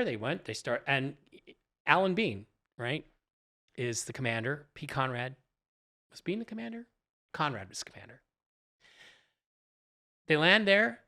The camera that they took on Apollo 11 is this crappy, terrible black and white camera, which even with today's, we finally got it looking reasonably decent, right? And you know the whole story on that. Apollo 12, they let them take a color camera. Mm-hmm. They land in Apollo 12, and there's this 18-minute period of silence. Remember, what was it, the 18-minute gap in the Nixon tapes? Yep. We talked about Nixon before. Yep. It was an 18-minute gap. What are they doing there? Well, I thought the module went behind the moon, so the signal was blocked. No, they're all on the front side of the moon. They're beaming right. Yeah, they get there. They set up the antenna. They're beaming right at us. What did they do on Apollo 12 for 18 minutes? Well, it turns out there's a NASA document that popped up in 2006 or 2007, and there's a line at the beginning. They did a stand-up EVA. A stand-up EVA. Yeah, a stand-up EVA is where they depressurize the cabin, open up the top hatch, and stand on the ascent stage engine cowling and look around. So they had a much better high-resolution color TV camera and better handheld cameras. So what they were doing, and nobody knew this until it was in this report in 2006, which they've now since edited and taken out, that thing. But this woman that wrote the report puts it in there like it's a fact. She got it from NASA. It's an official NASA document, right? So for those 18 minutes, they were looking around and they were like, what do you see in the distance? Well, I'll tell you what you see. And we've got Apollo 12 and Apollo 14. We're only 100 miles apart. And you can see the same gigantic towering glass structures over the horizon from both landing sites, but in opposite perspectives, right? So from various different media sources. So they were clearly standing up to look around and see what you can see. They had private communications channels that were not public. We know that now, right? Yep. And they obviously went and they looked around and they said, holy shit, you can see everything with this camera. So they closed back up. When they came back on after 18 minutes, there's two different Capcoms. There's a landing Capcom, and then when they go out for the EVA, the walk, there's a different Capcom. When they came back after 18 minutes, guess who was on the line? The moonwalk Capcom. So they had changed. That means there was an EVA. Right. You don't bring that guy. So there's all these little details, right? So Where's that footage? Right, it's with... well, let me tell you what the footage is. So Alan Bean, who's been training for this mission for months and months and months and knows everything about it. Pete Conrad goes out, third man on the moon. Yay, everybody's applauding. Camera comes on. It's still stuck to the side of the lunar module, right? So Al Bean gets out there, and he goes, and his job is to take the camera off of the mount and put it on the tripod so we can watch, just like we did on Apollo 11. What's the first thing he does? Turns around, points it right at the sun, and burns the optics out. Oh, come on. Which he's trained specifically not to do. Sure. Then there's all this stuff about Alan Bean's paintings where he paints the moon and there's all this color everywhere and completely different than what we've been sold. So they were like, well, we can't do that. So they had other cameras, they had other issues, they landed in other places. Apollo 14, after Apollo 13 disaster, Apollo 14, again, looking for technology, but I can't really say when I look at pictures, there's anything super suspicious until we get to Apollo 17, which is the last mission that we actually went. We had an Apollo 18. I got to touch the lunar module they built for that. When we did Truth Behind the Moon Landing, when I did that show, it's like, wow. Amazing. It's still here. And it's so much more solid than you think. I mean, you hear that, oh, look at that piece of crap couldn't have gone to the moon. Oh, yeah, it could. What did they think this stuff was, and how long was it there, and who put it there? I don't know. Time frames are the hardest thing, but the only thing I can tell you is that like the Hopis have said, we've been this high before and we've crashed by fire, by water, by, radiation, whatever it is. I don't know what the time frame is on this stuff. I just don't. But man rises up and then he crashes and then he rises up and then he crashes and he rises up again. And if you look at this stuff, if you look at the technology, you look at the face on Mars, you look at the D&M pyramid right next to it, you look at all the stuff that the rovers find, it all looks like human engineering. The lattice work structure, it looks like it's on a massive scale, but it looks like they follow the exact same principles as we do, including aesthetically, or it's human. Or engineering is just universal. Or engineering is engineering. Right. Yeah. So then we get to Apollo 17, and that one is really weird. Why is that weird? Because they land. You know how Hoagland talks about the message of Sidonia on Mars, right? Mm-hmm. And the tetrahedral geometry, and 19.5 degrees and 33 degrees. By the way, do you know after Viking, the first time we went back to Mars was Pathfinder lander? Okay. You know what the latitude was of the landing site? 19.5 degrees by 33 degrees. And because they knew if they landed there, they'd find pyramids and sphinxes and all kinds of cool stuff. Right. I think isn't the pyramid, the lower angles 19.47? It's specific. Like it's 19.47 rounded up or down to 19.5 basically. So I tend to move away from that kind of symbology. Yeah. I tend to. I'm interested in it, but I tend to move away from it because you can discern a lot of things. You can just make it work. You know what I'm saying? Yeah, you can. Although I mean, I think there's enough coincidences that you can say they're not coincidences. Totally agree. Even Graham Hancock in his book, The Mars Mystery, which is excellent, by the way, and may have some things like his perspective on certain things may be right rather than me and Hoagland's. But his books are aging very well. Even he says, look, he goes, I have to admit, the fact that they landed at 19.5 degrees by 33 degrees kind of makes Hoagland look like he's onto something. Mm-hmm. So the Apollo 17 site is 19.5 degrees. There's mountains around the landing site. They landed in a valley between a bunch of mountains, some of which appear to have condos built into them. I'm not shitting you. You know, Hoagie says, I watch NASA Select TV at 2:30 in the morning because that's when they show the good stuff, right? And high resolution stuff. And one of the mountains is called the South Massif, which is French for mountain, and it's a hexagon.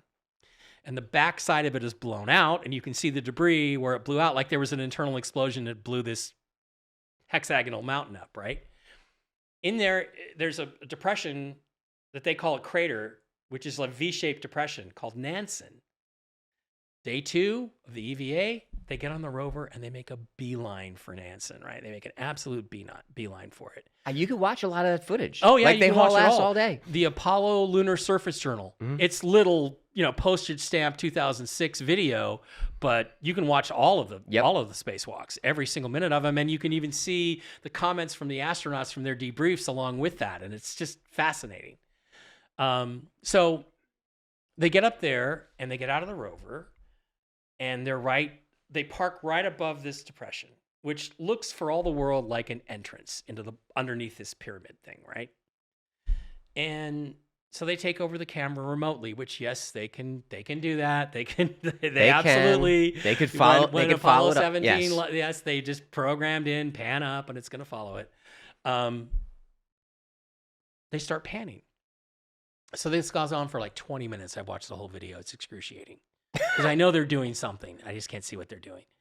And at the end of it, Gene Cernan goes, well, we haven't really been able to look around any more than you've seen. And I'm like, what are you talking about? We didn't see anything. All we saw was the middle of nowhere. You can hear him saying that. Yeah. He says that. And he says, and then as they're getting ready to leave, they're driving around. He says, yeah, we're driving around here. And of course the camera's off by then because it couldn't attach the antenna. They had to stop the rover to hook up with Earth and do the TV transmission. And he goes, you hear him go, Lordy, Lordy, Lordy, this is one weird place or one amazing place or something. And it's like, dude, you're talking about a bunch of dust?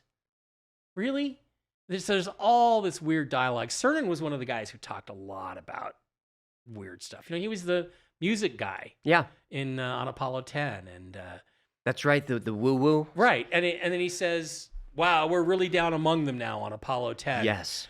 You're at 50. He was literally at 50,000 feet when he said that. What is in the sky above the moon at 50,000 feet if the NASA thing is correct? So nothing. Didn't Mitchell also make some weird statements? Mitchell made many weird statements. And again, 33rd degree Scottish Rite Freemason, born in Roswell, New Mexico. Oh boy. So let's speculate. All right. Is the moon hollow? Is it a craft? I believe it's a modified natural satellite. Okay. If you go back to the Dr. Tom Van Flandern theories, yes, about planets actually being spun off as plasma, and then the planets spinning off their moons, Earth and Moon fit that description. Venus and Mercury fit that description. I think spinning out of the sun. Spinning out of the sun initially, and then the rocky planet will spin off a smaller ball, which becomes the moon, or Venus and Mercury were once a pair, just like the Earth were, but Earth and Moon are, but something happened. And let me just say, when you started telling me about these theories, I thought it was nuts. Yeah. And the more I researched it, I've come all the way around. Maybe not to Van Flandern so much, right? But about the planets and the sun and all of it sort of being connected in ways that we don't. I'm kind of there. Yeah, I'm and kind of there. Connected through the hyperdimensional ether, Yes. and it just gets into all this physics, and it's really interesting stuff. Yeah, we may have to have you back tomorrow to get into it. No. So they went there looking for this ancient alien technology, and they brought it back. Apollo 17 is definitely the mission where I can say, absolutely, look, this is where they're looking for technology. And then after the South Massif, they go to a crater called Shorty Crater, where they find Commander Data's head in the crater. I've seen that picture. It's not bullshit. Okay. AJ. I've that's again a thing I got to take you through that step by step, but it's really there, and I don't know what it is. To support that a little bit, there are ancient stories going back, ancient Athens talking about the Arcadians that were here before the moon was. That's a great band. And they were Nick Rhodes, Simon Le Bon, terrific band. Different Arcadians. I'm sorry. Africa, another great band, but African stories, Mesoamerican stories about the mist. The Earth was a mist, and then the moon arrives, and then there's the flood. Yeah, I don't know if that's true. The thing that's interesting is that they talk about, like the Egyptian myths talk about, when Isis, Osiris, and Horus and Set arrived. They're represented by the 5 extra calendar days at the end of the year. Like the year should end on Christmas, but there's these extended days, and it has something to do with the moon coming in. Let me clarify that for a quick second. So 360 degrees in a circle based on Sumerian math, but 365 does not fit No. hexadecimal math. So So what? the orbit of the Earth was once 360 days, not 365.24. And something happened to change that. And, you know, I'm a big cataclysm guy. I'm a big catastrophist guy. I Same. think we talked about that in the Sixth Extinction episode. Mhm. And so something happened.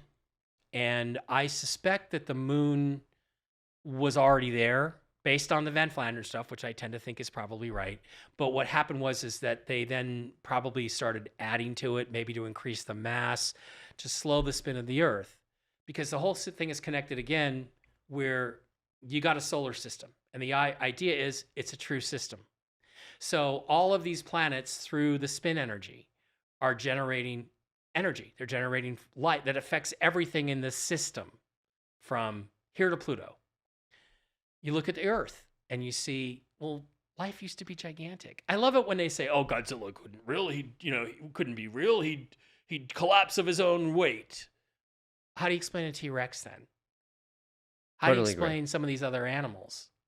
And the answer is there was more life force in the solar system because there were more planets in the solar system generating spin energy. Sure. So when you lose those, when they explode or are blown up in a war, did I say that out loud? Then you can't support that level of life anymore. Is that the John Vandenberg theory a little bit there? A little bit. Okay. A little bit. The nuclear Yeah, apocalypse on Mars? I think that, I think he thinks there was a war on Mars, but I'm trying to convince him Mars was a moon. It's not a planet. It's a moon of this planet that may have been blown up. Of this planet? Oh, no. A moon. Mars is a moon of that planet that used to be in the orbit where Mars is now, which also explains 3I Atlas and what that really was. I got to write that down. So Mars may be a moon of whatever planet later became the Let's asteroid call it belt. Maldek or Phaeton. I like or Maldek. Planet, Van Flandern called it Planet V, Planet 5. So we've got the asteroid belt that's there. Yeah, which was another planet that also blew up or was exploded. And could have Mars been a moon of Maldek, that planet? Possibly, but I don't know why it would have to. Again, if you use the Titus-Bode law of spacing, right, which you talked about in the episode, there should be a planet there. Yes. And remember, the thing that our solar system seems to lack that most other solar systems do have are what they call these super Earths, which are rocky terrestrial planets like the Earth, but about twice as big and 5 times as massive. But we don't have those. But if you put one in Van Flandern's model, where they would logically reside is where we've mostly seen them, which would be in the orbit where Mars is and the orbit where the asteroid belt is. That's true. That's so just it math. fits. It The does. thing is that these theories might not be correct that we've talked about, but there's not everything we observe says that nothing discounts them, right? Look, a They're lot not of what we discounted. talked about today is not correct, but some of it is. Yeah. Some of it is. All right. I Not want to wrong, get back to so- the moon a little right. bit, but you So- brought up 3I Atlas. That's hot. What does that have to do with anything? Okay, so 3I Atlas is really interesting from a compositional standpoint, right? It's iron. What was the other main thing in it? Nickel. A lot of this stuff, planetary core material. Yes. So the theory that Hoagland has, Hoagland and I mean, I helped write that paper with him 25 years ago, is that, Mars is a moon. You can tell because it has these massive tidal bulges. I had Mark D'Antonio, who I love, by the way. Mars doesn't have any tidal bulges. I'm like, Tharsis and Arabia are the 2 biggest tidal bulges on any body in the solar system. Now, you Dude, could see them. Yeah, you can see them. So it was locked in a tidal lock relationship, just like the moon is to the Earth. Always the same face facing us, right? It explodes. Half the atmosphere is ripped away on Mars. The planet tips over like a tug of war. Tips over. The bottom half gets spattered with so much material from that exploded planet that it creates a 20-mile dichotomy in crustal dichotomy. And that's something that a lot of people don't know is Mars is it's almost like 2 planets in one. It's 2 in 1. Yeah. It's 2 in 1. And so this all happens. And so the explosion, what was it? Where were we going with that? 3I. 3I Atlas. So 3I Atlas is an object that's never been observed before. It's come from outside, from another galaxy, Captain. People ask me what it is. I say it's a meteor, but it's the weirdest one I've ever read about. Yeah. But there's something else that Dr. Van Flandern talked about called long period comets. Long period comets are comets that have never come through the solar system before, but they are gravitationally tethered to it.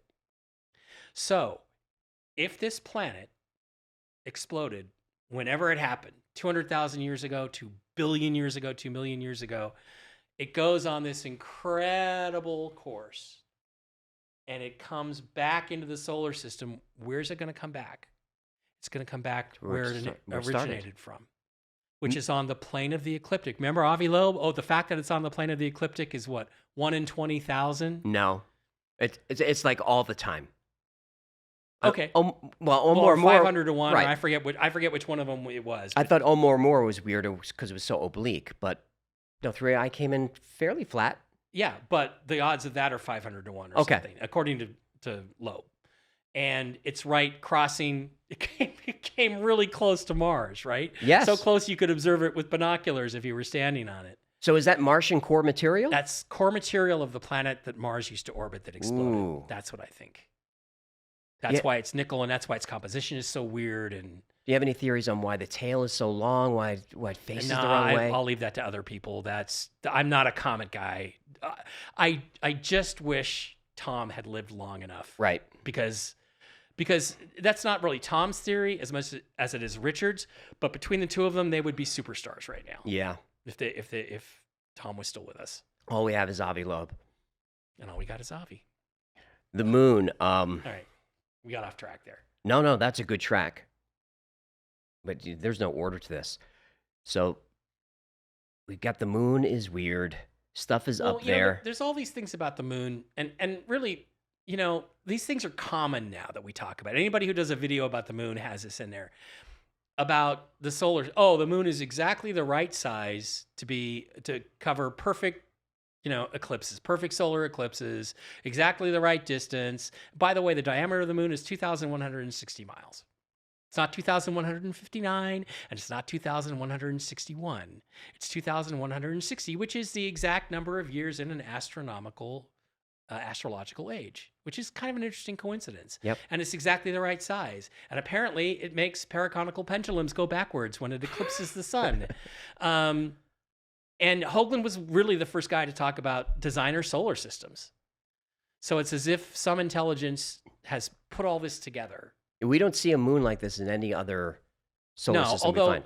Although again, Van Flandern would have argued and did argue that Mercury and Venus were the same situation as Earth. And Mercury just got pulled out, which is interesting because Mercury, as close as it is to the sun, should have a very perfect orbit, but it's the most eccentric. Right. Meaning it makes it imply that it's a fresh orbit. It's not been there for a long time in that position. So the secret space program. Yeah. So we've got does this go back to Magic? Does this go back to MJ? Do we have a secret space program now? We have a secret space program now. We've had it for a long time. This goes back to Delschau, a German draftsman, basically, artist almost, who immigrated in the 1800s, 1830, I think, to America and came out of Silesia, Poland, the same place where the Nazi bell apparently was developed. Maybe that's why they invaded in 39. Had to be it. That had to be. Well, yeah. Hey, don't put it past that Hitler guy. He was into his occult stuff. Yes. And I don't know what that is. It seems like there was a secret society of German scientists, and they were looking for the secret of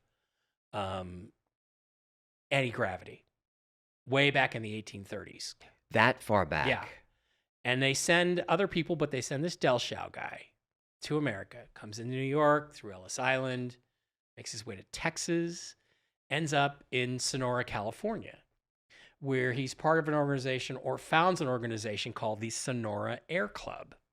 And he produces all of these extraordinary flying machine drawings, designs for flying machines, balloons. They look like balloons, but they're not really quite balloons.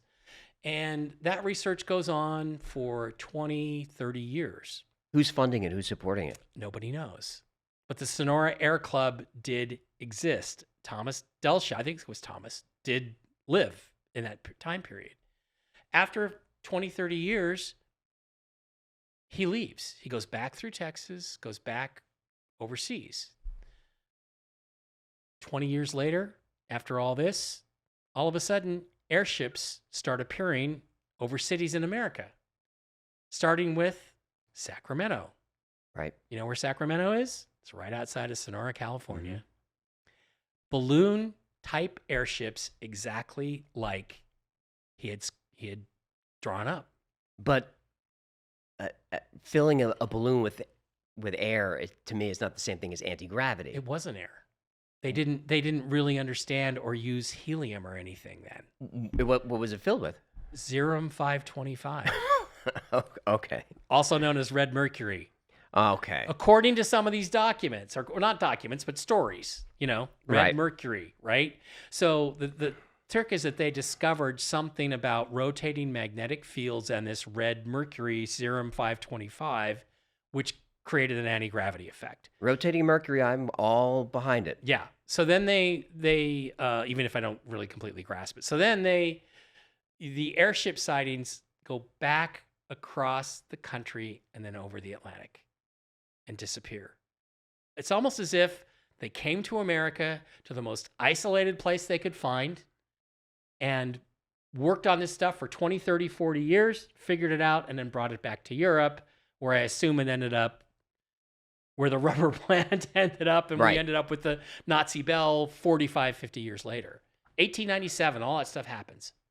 The great airship flap of the United States. Now, I've read, you can maybe correct me, that the Nazi Bell was looking at rotating mercury as its power source. That's the speculation. Nobody knows for sure because we don't have the plans. But if you look at a flying saucer, the Hannibals, right? Mm-hmm. You look at the cupola in the middle. I didn't know these parts had names, but okay. It's called cupola. Okay. Yeah. Or cupola. I prefer cupola because it doesn't sound like Francis Ford Coppola, which we don't want to go there. Okay. But if you put the Nazi Bell, the way it was supposed to be, the size of it, inside a disc shape, you would get that exact shape. Yes, you would. It's the anti-gravity reactor. Now, I don't know how they figure out how to maneuver and control. But if that was an anti-gravity reactor, which is what I think the Bell is, then that's how you create a flying saucer. So this isn't reverse engineered then. This is just a genius. This is a genius. Okay. There was Schellenberger, I think it was, who had all these different ways to control disc-shaped apparatus against the pull of gravity and air and all that stuff. So we have all this stuff, and it's really interesting. And it goes into the 1920s. And you have Tesla's research, which is interesting stuff, but completely different. And then along comes this guy in the 1920s named T. Townsend Brown. Yep. And what is T. Townsend Brown doing? Well, he's building disc-shaped test rigs of multi-layers of electrically conducting and dielectric materials, kind of a lot like, do you remember Art's Parts? Sure. Linda Moulton Howe? Yep. Kind of exactly like that. Is he the G engine guy? I know that anti-gravity was they were very open about it, and then suddenly it disappeared. Yeah, I'll get to that story. Okay. We're getting there. Okay. So then he is doing these experiments where he's electrifying these discs, and he finds out. Now, again, I'm not an electrical guy. They flash electricity, high voltage electricity, into these metal discs, which are made of these layers, which he patented, and I believe are still classified patents as to exactly how you build these. And all of the positively charged ions Sure. go to one pole, and the negatively charged ions go to the other pole, and the thing shoots in the direction of the positive pole, simply by electrifying it. Then he discovers that But it has to repel from something. The Earth's magnet. No.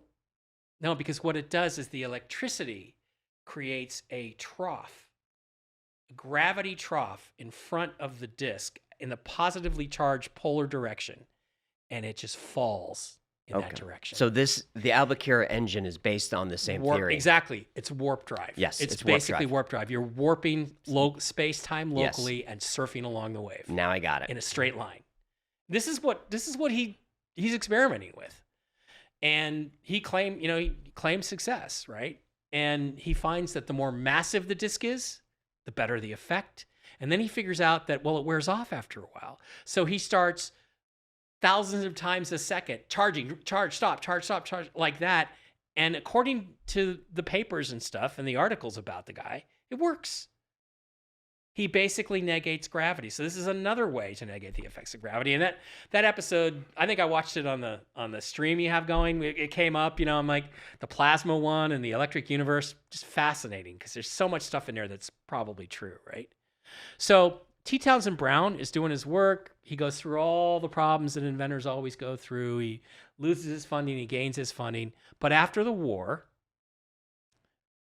the U.S. Defense Department, after the Foo Fighters and all that stuff, and MJ-12 comes into existence, all of the defense contractors are nuts about anti-gravity. They are crazy for it. We've got ads that were placed in papers and stuff. Yep. We're looking for engineers, looking for theoretical physicists. Oh, like Hermann Oberth and Werner von Braun and people like that. Just absolutely crazy to get into this. And it goes all the way up to 1958. And then it stops. That's correct. It stops. Do you know what happened in 1958? I can guess, but go ahead. T. Townsend Brown sat down with the Office of Naval Intelligence and issued them a report. I think it was Project 1794, titled "How to Make an American Flying Saucer." And it's got a little illustration and everything. It's really cool. You can find it out there. Can you find that? Yeah, you can Okay. find it. I got it somewhere on my Okay. computer. So they took his information, said thank you very much, and then they took everything black. Yes. And to me, the proof of it, technology curves, right? Obviously, Mm-hmm. whether it's processors or whatever. So you got the what do they call it? The not Murphy, but Moore's Law? Moore's law. Yeah, where the technology gets faster and faster Yes. and faster.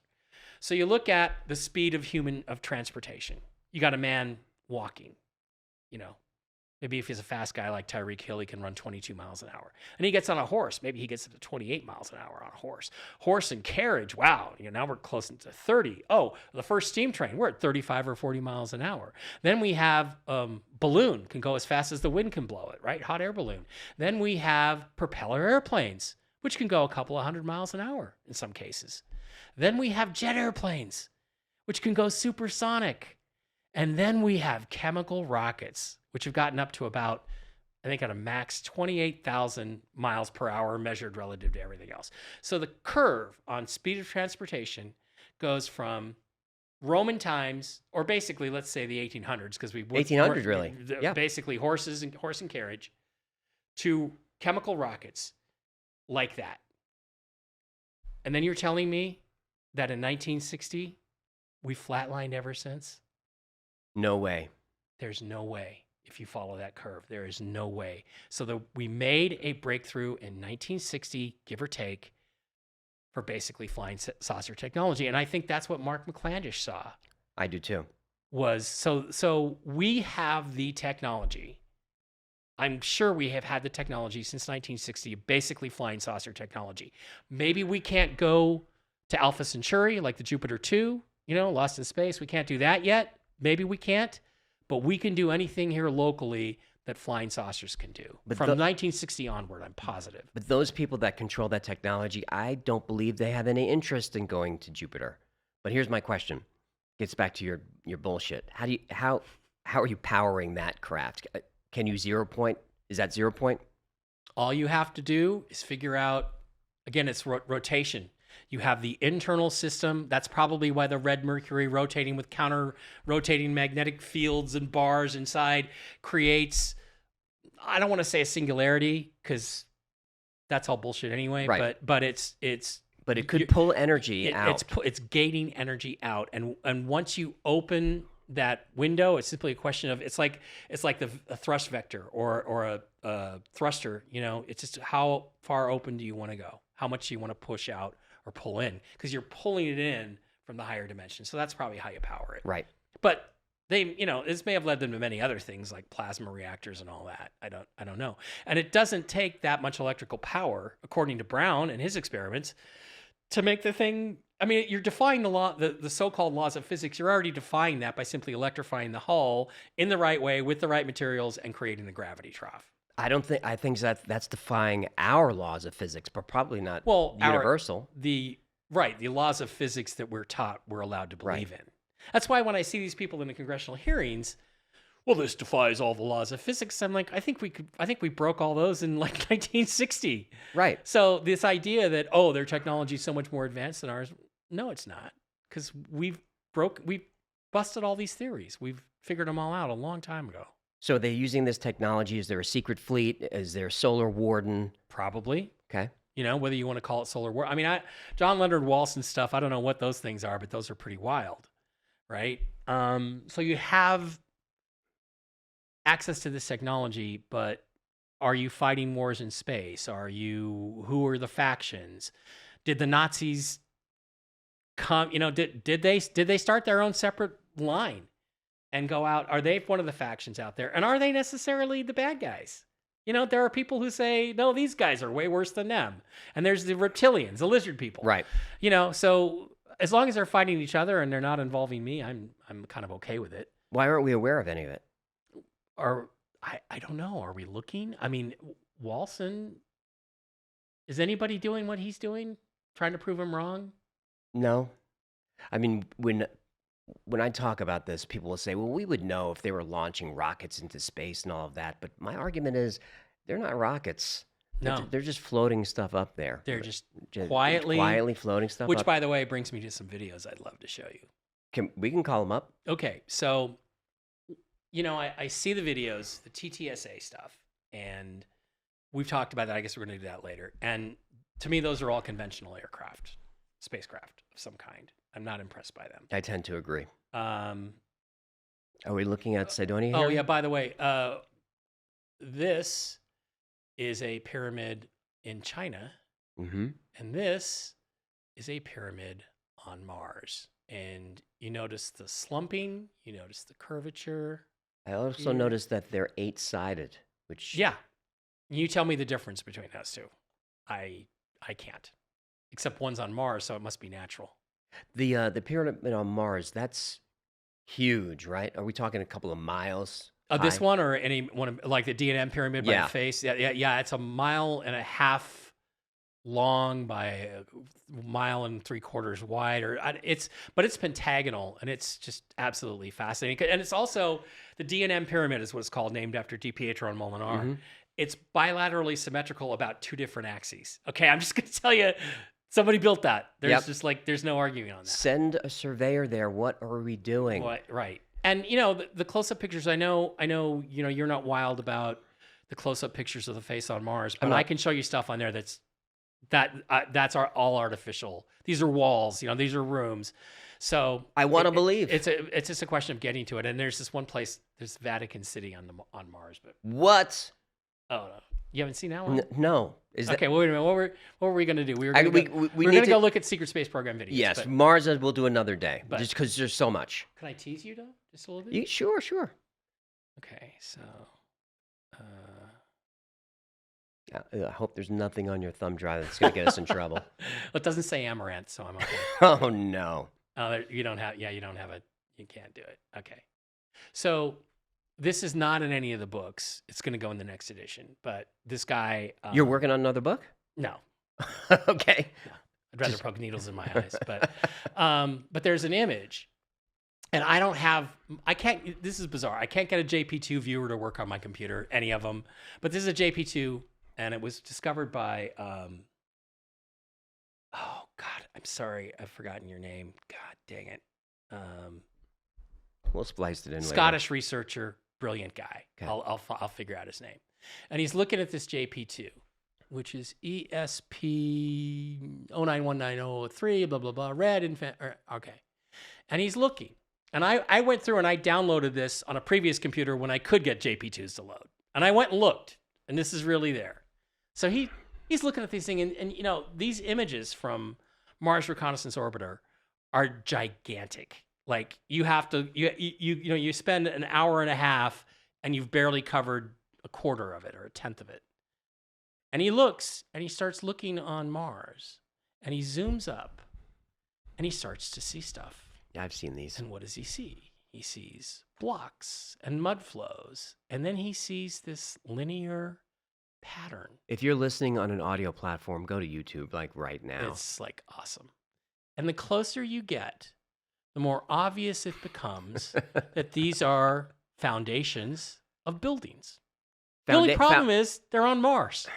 Foundations, it looks like there's actual buildings up. And there's actual buildings and there's streets. And see this one right here? I like that one. Yep. I call that's why I call it Vatican City, because that looks like St. the Peter's. Vatican Dome to me. It does.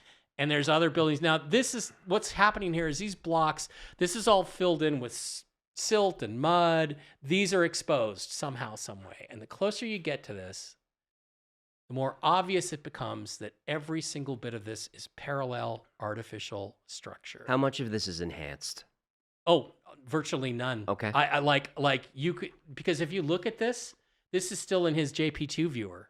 Oh yeah. Okay. He's not put this in Photoshop yet. And I went through and I looked, and it looks exactly like this with nobody's gone through and enhanced the white lines of the walls or any of that stuff. So when people want to tell me there's nothing artificial on Mars, I'm like, yeah, sure. Okay, whatever, buddy. I actually have this in my wall. Somebody printed it out for me. Yeah, these are crazy.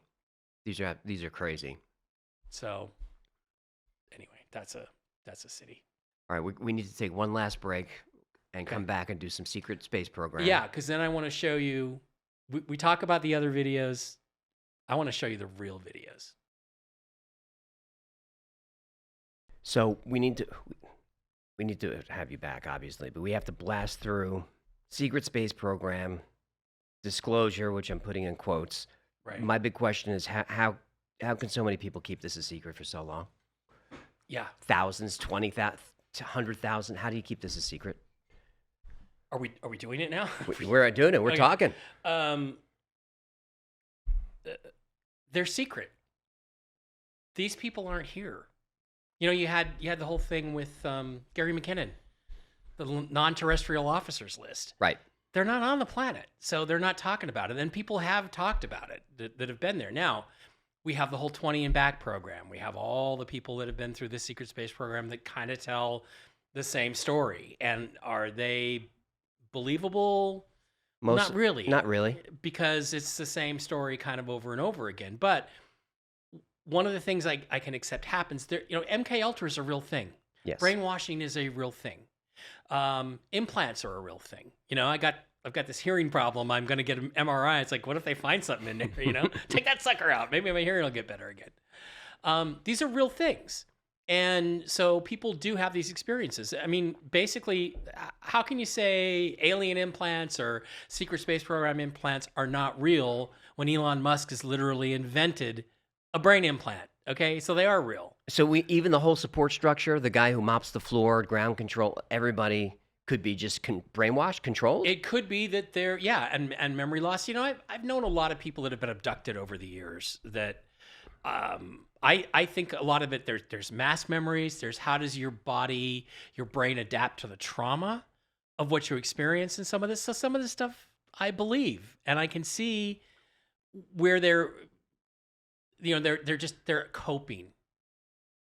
They're coping with the memories of what they have. And the thing is that where's the tangible proof? If this is a superior technology, how are you going to prove that you were part of the secret space program? They're not going to have a dossier on you. You're not going to have a service record. So I tend to think to myself, I can't discount exactly everything that these people say, but I will admit there's not much proof of it, except when you go through and make a case. Well, we had this technology, and it looks like we had this, and you have stories like Mark McClandish, and, Yes. and then you have some video footage of things that I think are more likely to be secret space program than aliens. I think I have an episode coming up on Bell Labs, how all of a sudden they have fiber optics and microchips and all that, all kinds of things suddenly. Where'd they get if Philip Corso was lying, where'd they get the ideas from? Right. And it's a Terminator 2 thing. Well, we didn't really know how it worked, but it gave us ideas. It made us think in certain directions we wouldn't have gone in. So before we get to your videos, let's just wrap up on disclosure. Okay. I tend to not trust anyone from intelligence, military intelligence, naval intelligence, Air Force intelligence, pre-approved from the Pentagon. These sound like spokespeople to me, not whistleblowers. Mm-hmm. Where are you on this? I'm 100% with you on that. You look at all these people that are influencing this congressional committee. Tim Burchett, stand-up guy, guy who wants to get to the truth, smart guy. Anna Paulina Luna, I think she's serious about this too. Agreed.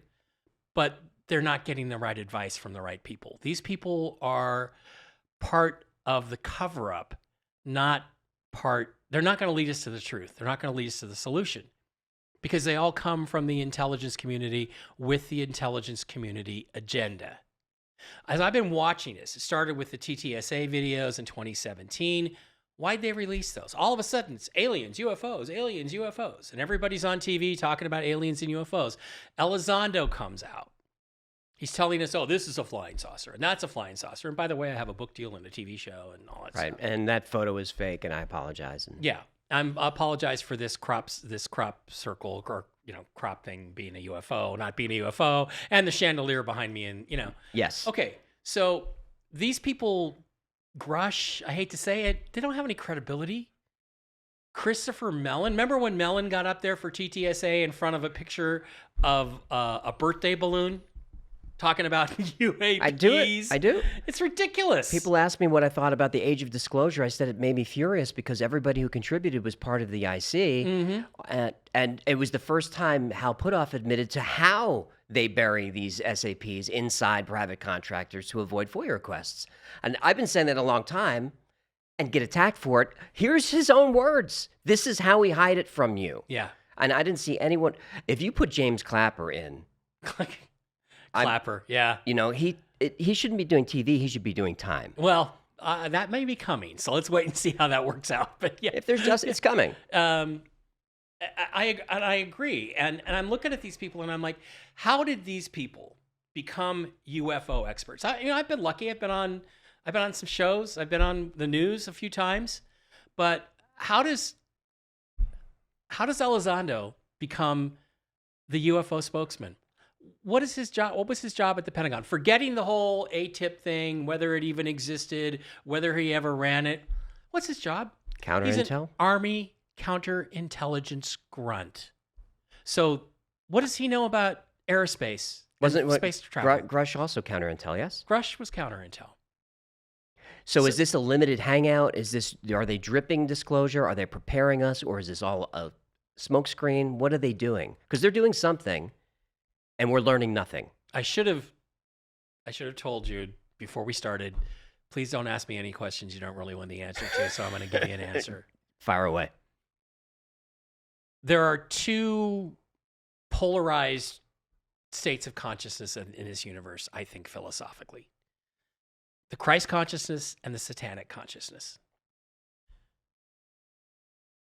What we are looking at is they are trying to elevate the alien above man.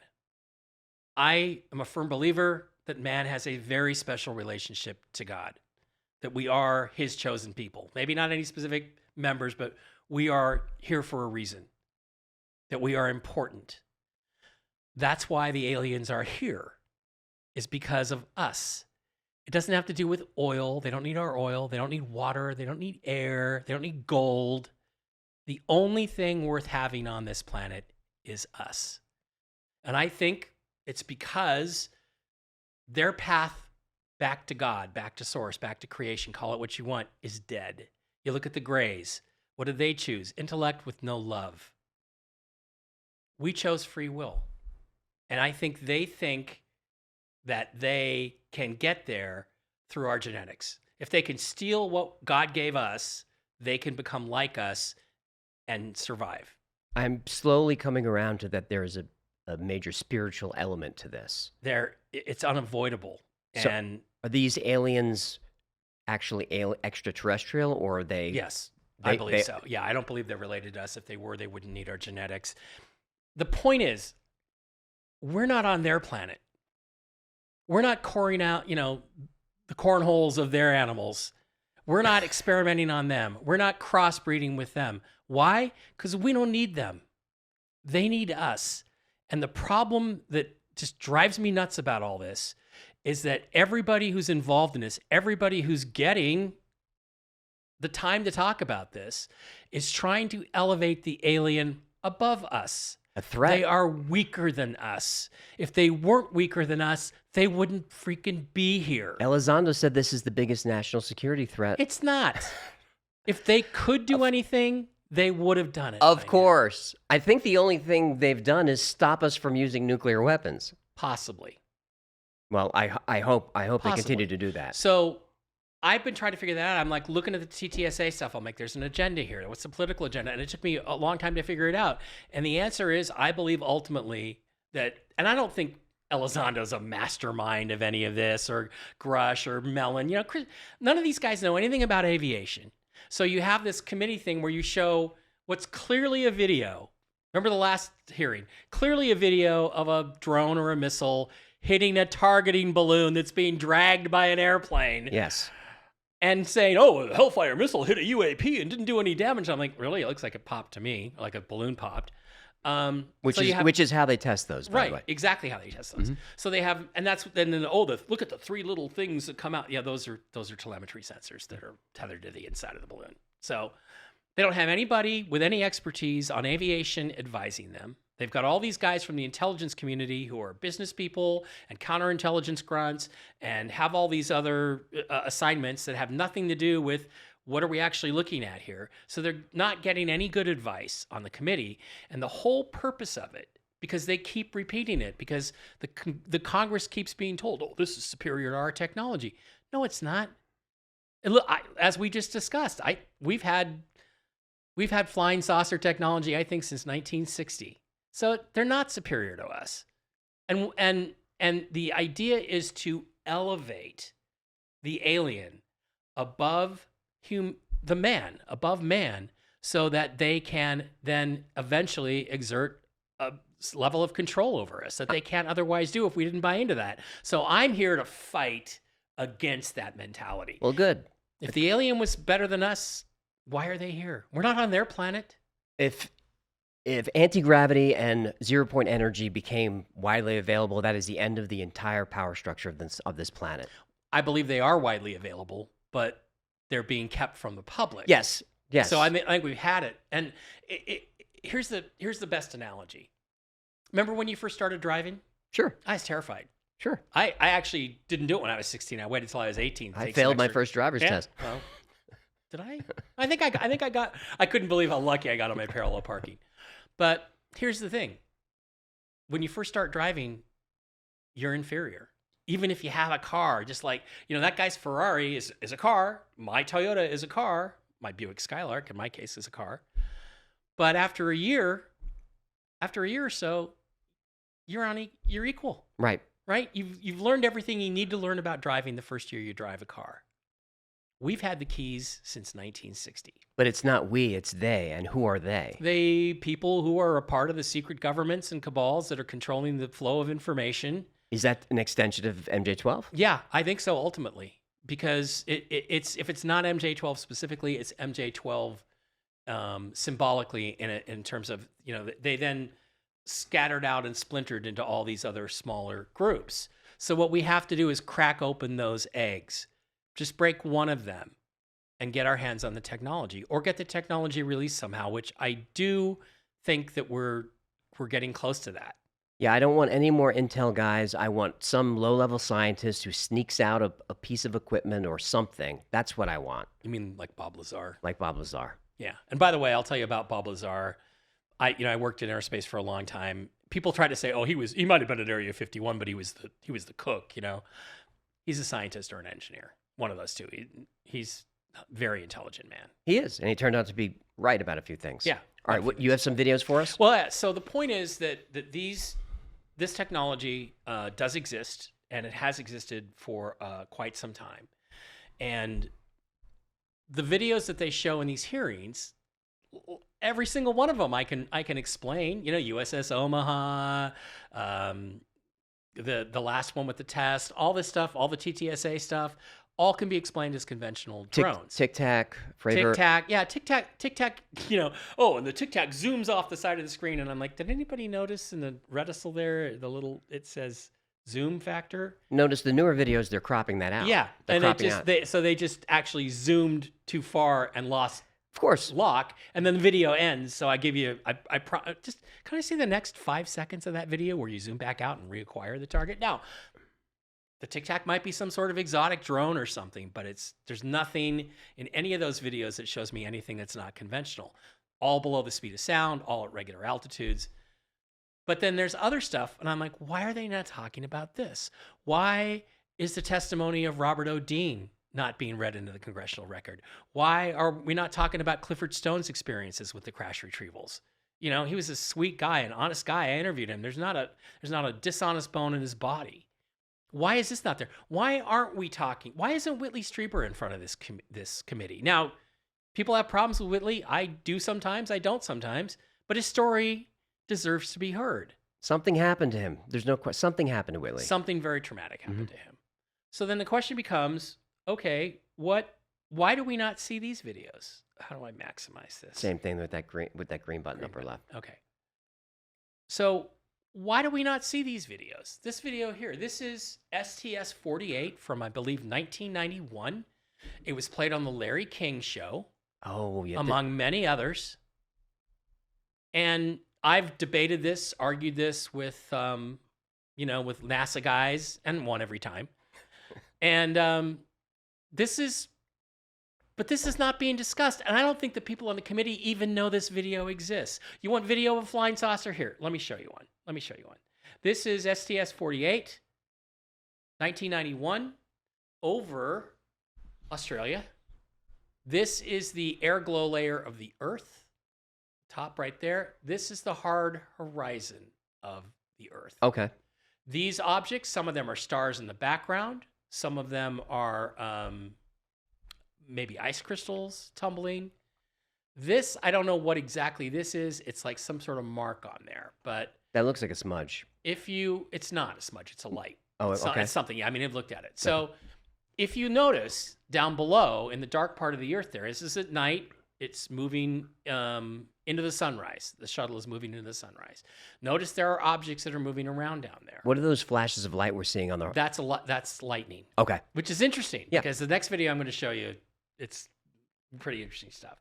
Now, if you watch the center of the screen right about in here, in a couple minutes, you're going to see an object. And that object is going to pop right up over the physical horizon. Okay. And then it's going to move to the left, and then something's going to happen. Okay, come on, play. It says it's still playing. Okay. So. Is it slowed down, or is that our computer? I think it's the computer. Maybe just pause it for a quick second. Maybe let it catch up. There we go. There we go. So there it pops up, flies along. Yep. Right over the horizon, and then... I see it. Bang. Wow. 1 shot fired, 2 shots fired. Wow. 45-degree turn instantly. Into space.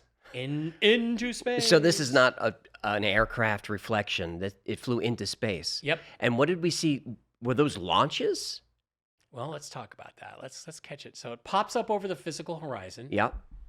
It had to be, and people have done calculations on this before. It has to be about as big as the space shuttle to even be visible.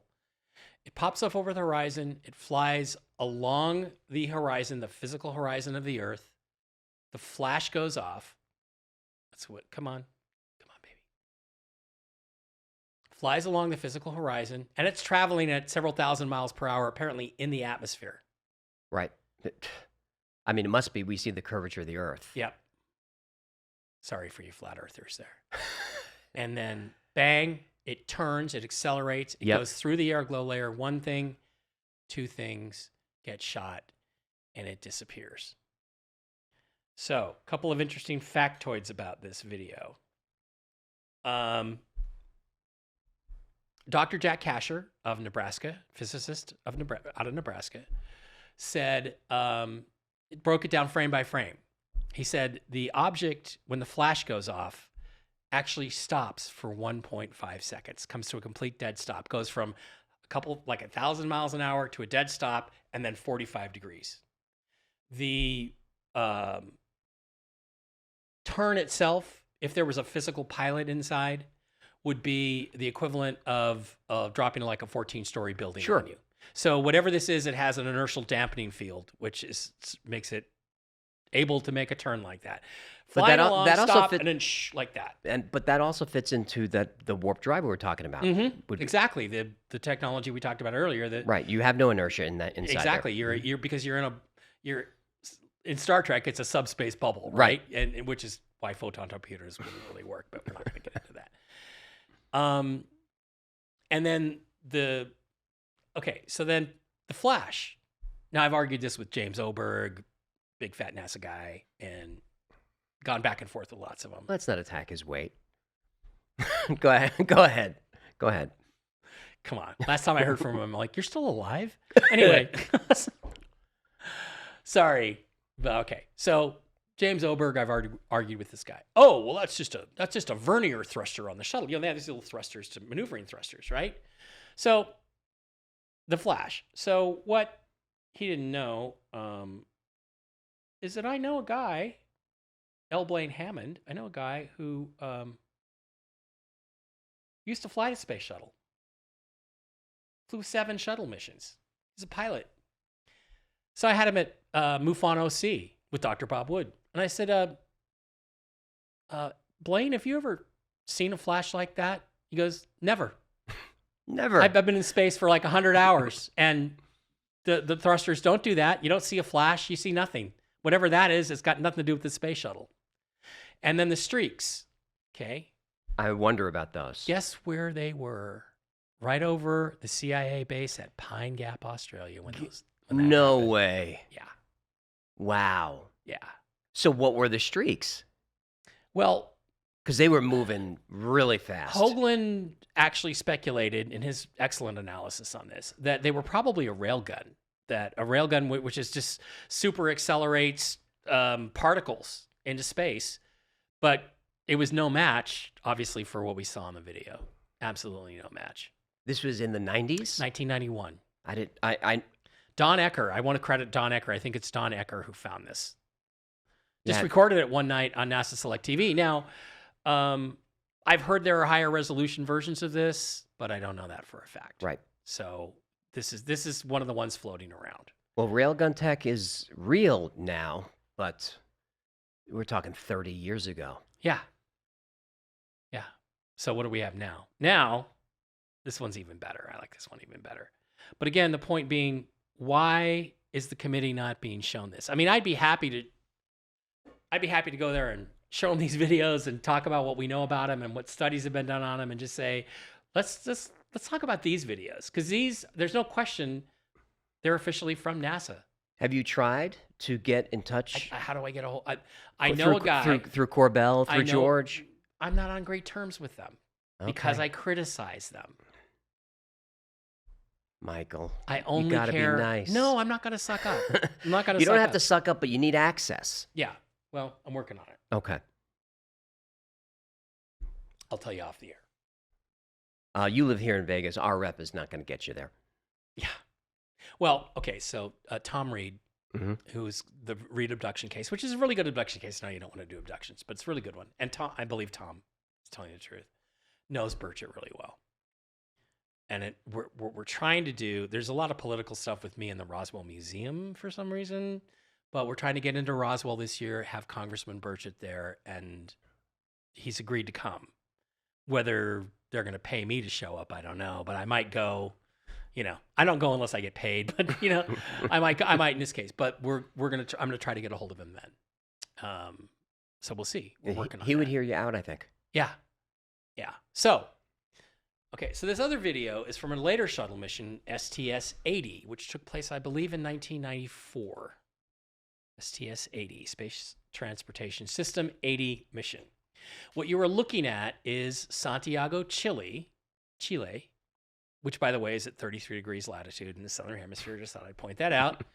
And The mace isn't in terraform, Chile. I can guarantee you that. okay, Okay. all right. And it's nighttime. Okay. And there's, guess what? Another electrical storm going on. So let's just play this video, and I want you to watch Santiago very closely at the beginning here, because something really interesting is going to happen.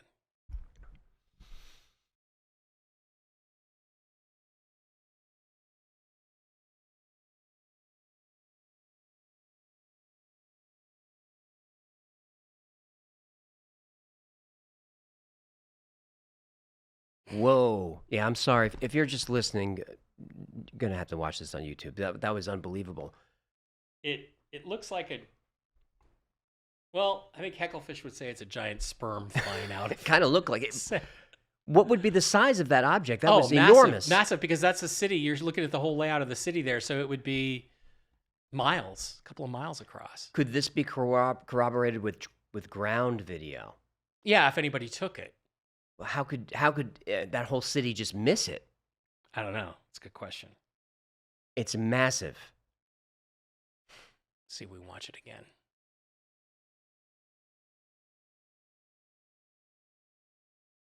On these missions, I got past it. Okay. on these old shuttle missions, do they have cameras everywhere, or are they specifically looking? They at had this? a specific places, but no, there it goes again. Yeah. But they could aim it. They could aim it at stuff they wanted to. Now this video advances as it goes along, and then they zoom back out. There's the air glow layer again. This is a better video. Obviously, the hard horizon is more visible. That's where we just were. There's the air glow layer, and then they start panning around, and oh yeah, just looking around. And they zoom in and they zoom out. And again, you see an electrical storm going on down there, which is interesting. I don't know what that might have to do with it, but it has something to do with it now. So then they zoom in.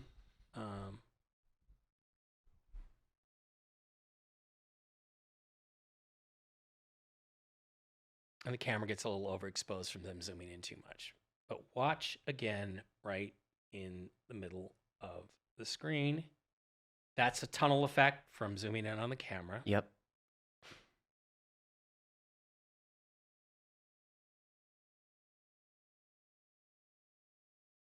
I saw the flashes. More lightning. Okay. That's lightning. Yeah.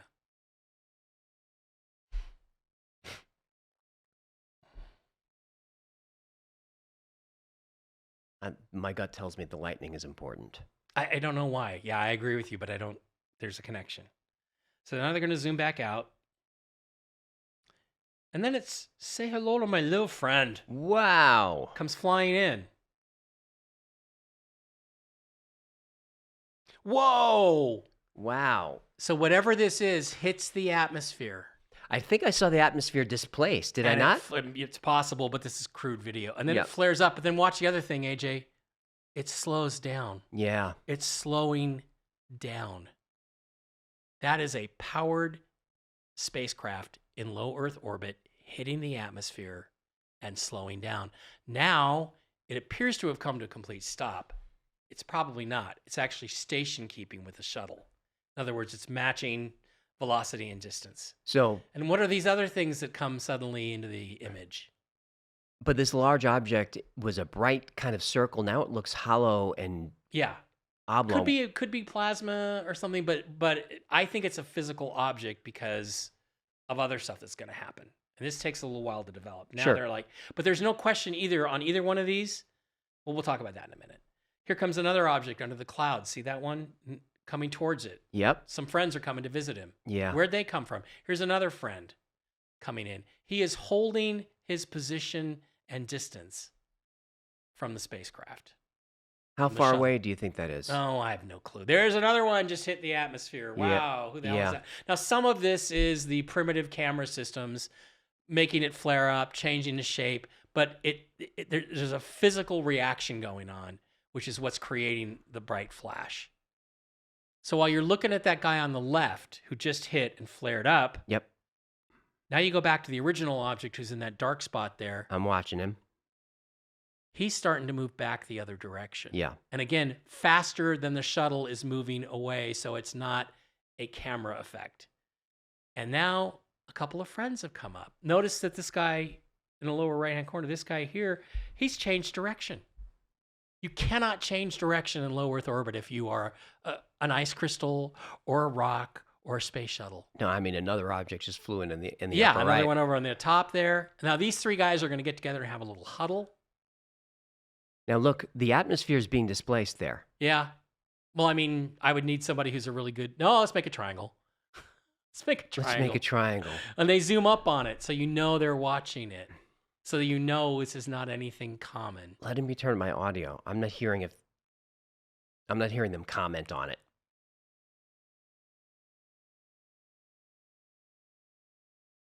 Because I'd love to hear the astronauts go, holy smokes. I don't think they're watching. This is like a camera out the back. These are cameras out the back of the shuttle. The astronauts might not even know that this stuff is going on.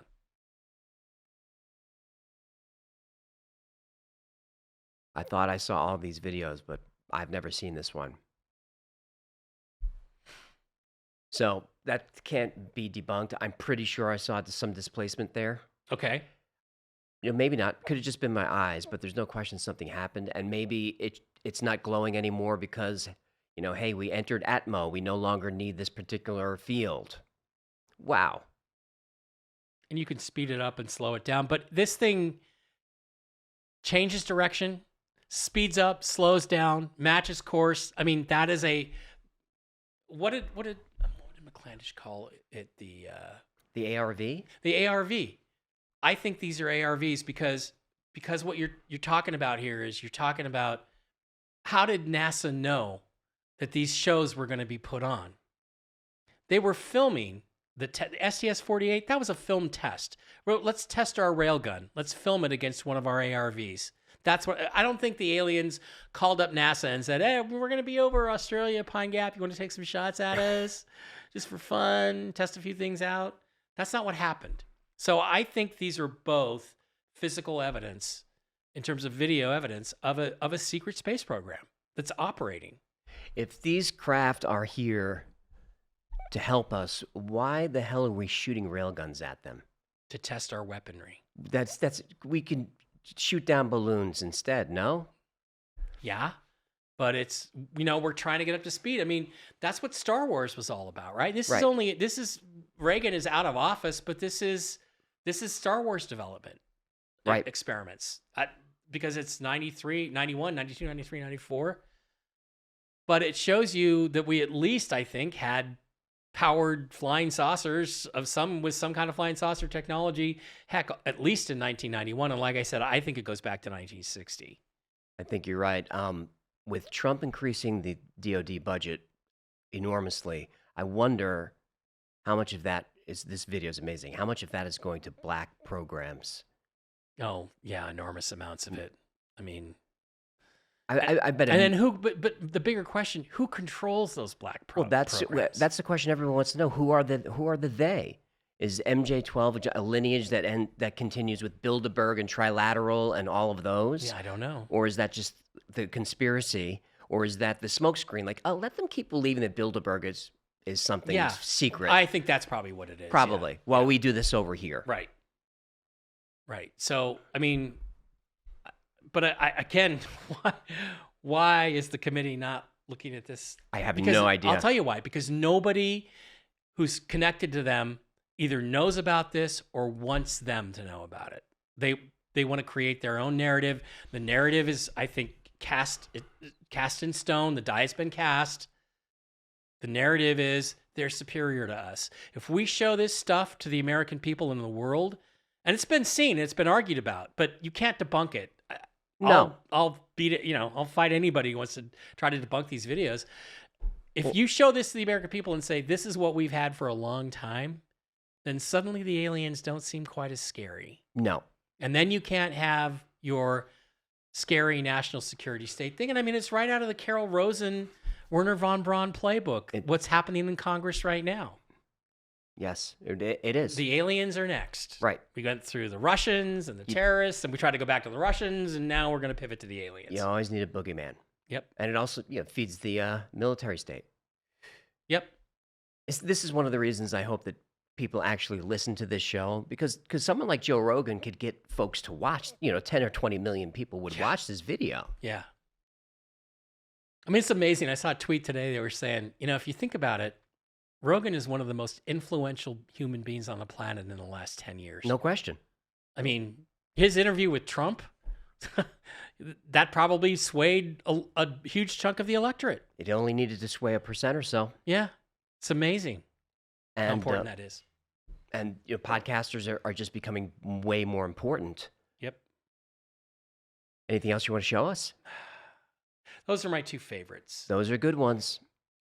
I could go through the TTSA stuff and why they're not important, but We'll save it. Yeah. Because we ran long, but this has been a lot of fun. Let's see. I have to have you back for 1, 2, 3, 4, 5 more shows. So we'll get those. Well, those will be shorter though. This is the marathon. Well, Mike Bara, where can we find you online? MikeBara.blogspot.com. Just type in Mike Bara, it comes up. Do you talk about this stuff on your podcast? I do. Yeah, kind of on that site. I'm also focused on the chaos around the world, the geopolitical chaos, and the financial aspects of it, and where we're going. Because I think the entire planet is about to go through a major restructuring in everything. And aliens are part of it. But I have my books available on Amazon.com and everywhere else. And I don't do aliens as much as I used to. Highly recommend. We could also do a show on the financial banking system. Oh, okay. But if you're not buying gold, silver, food, and ammo, I don't know what you're doing. Oh, I don't know. Buying paper currency, maybe? Good luck with that. Uh-huh. Okay. That's what you let's see. If we do that, let's see at the end of it if you still say good luck with that. When I get done telling you everything. Well, yeah. We don't have time today. Mike Bara, appreciate it. Thank you very much for having me. So we just spent about 4 hours with Mike Bara, and we covered a lot. JFK, MJ-12, Nazi Bell technology, glass structures on the moon, the secret space program. That's a lot of threads to pull at once. So let me try to untangle some of this. Here's what we can verify. The Kennedy-Khrushchev joint moon mission proposal, that's real. On September 20th, 1963, Kennedy stood at the UN and proposed exactly that. And here's the part that got me. Sergei Khrushchev, Nikita's son, confirmed in multiple interviews that his father visited him at his dacha just weeks before Dallas and told him he was going to accept Kennedy's offer. The timing Mike lays out checks out. NSAM 271, the memo Kennedy signed 10 days before his assassination, ordering NASA to begin cooperating with the Soviets on lunar exploration, that's also real. It's in the Kennedy Library. You could look it up. Now, Buzz Aldrin being a 32nd degree Scottish Rite Freemason, confirmed. Taking Masonic artifacts to the moon, documented. He carried a Scottish Rite flag to the lunar surface and performed what he called a communion ceremony in the lunar module. That's in the official record. And T. Townsend Brown, real inventor, real patents, real anti-gravity research throughout the 1950s. Defense contractors were openly recruiting for anti-gravity programs. Then after 1958, it all goes dark, every bit of it. I just covered some of this in the Project Anchor episode about the Earth losing gravity for 7 seconds. And here's what's unproven but still fun. The STS-48 video from 1991, well, that footage has been debated for over 30 years. NASA says it's ice particles reacting to thruster jets. Physicist Jack Kasher ran frame-by-frame analysis and calculated the object stopped dead for 1.5 seconds, executed a 45-degree turn, and accelerated off into space. Now, Mike talked to a shuttle pilot who said he never saw a thruster flash like that in over 100 hours in orbit. Now, neither explanation feels complete. Now, the badge man theory, J.D. Tippett as the grassy knoll shooter, that's a big claim. There is a famous enhanced photograph. There is documentation in the 2017 JFK file dump showing Tippett and Oswald were seen together at Jack Ruby's club 1 week before the assassination. But connecting those dots to say a Dallas cop fired the fatal shot, well, we can't prove that. At least not yet. We're still waiting on more JFK files to be released. But if J.D. Tippett was the real shooter, I doubt he's in any CIA documents. Those have probably been shredded or burned by now. My gut tells me one day we're going to know the full story, but that's not today. And here's what I keep coming back to. Mike's not wrong that the disclosure that we're getting feels curated. Every major voice testifying in congressional UAP hearings has an intelligence background. Elizondo, Grush, Mellon, counterintelligence, every single one. Not aerospace engineers, not physicists, not pilots with nothing to lose. These are intelligence officers.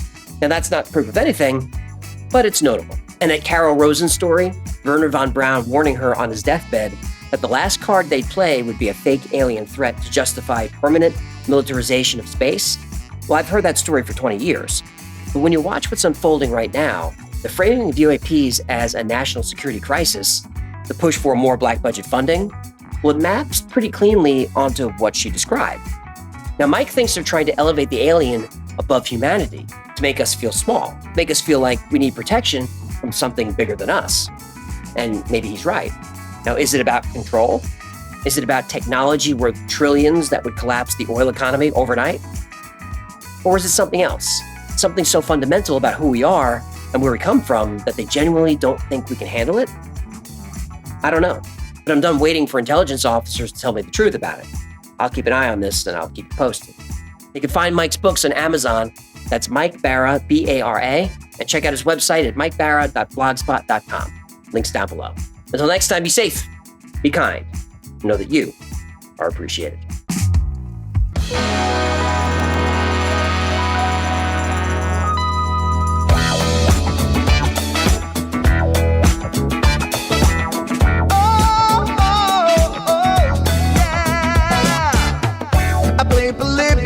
In Area 51, a secret code inside the Bible said I would.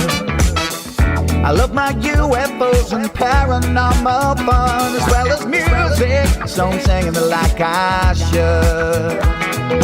But then another conspiracy theory becomes the truth, my friends, and it never ends. No, it never ends.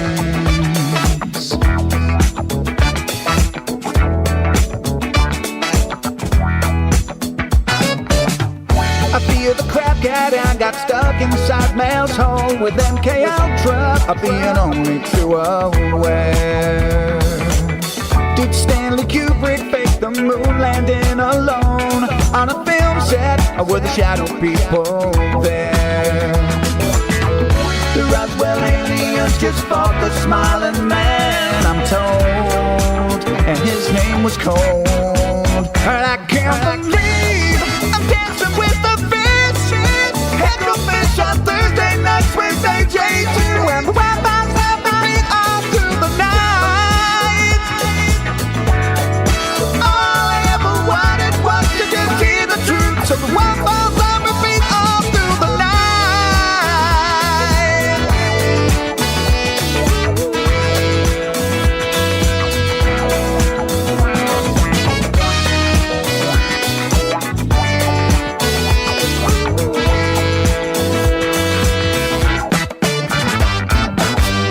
The Mothman sightings and the solar storm still come to Agatha, the secret city underground. Mysterious number stations, planet Earth 02, Project Stargate, and what the Dark Watchers found. We're in a simulation, don't you worry though. The Black Knight satellite, it told me so. I can't believe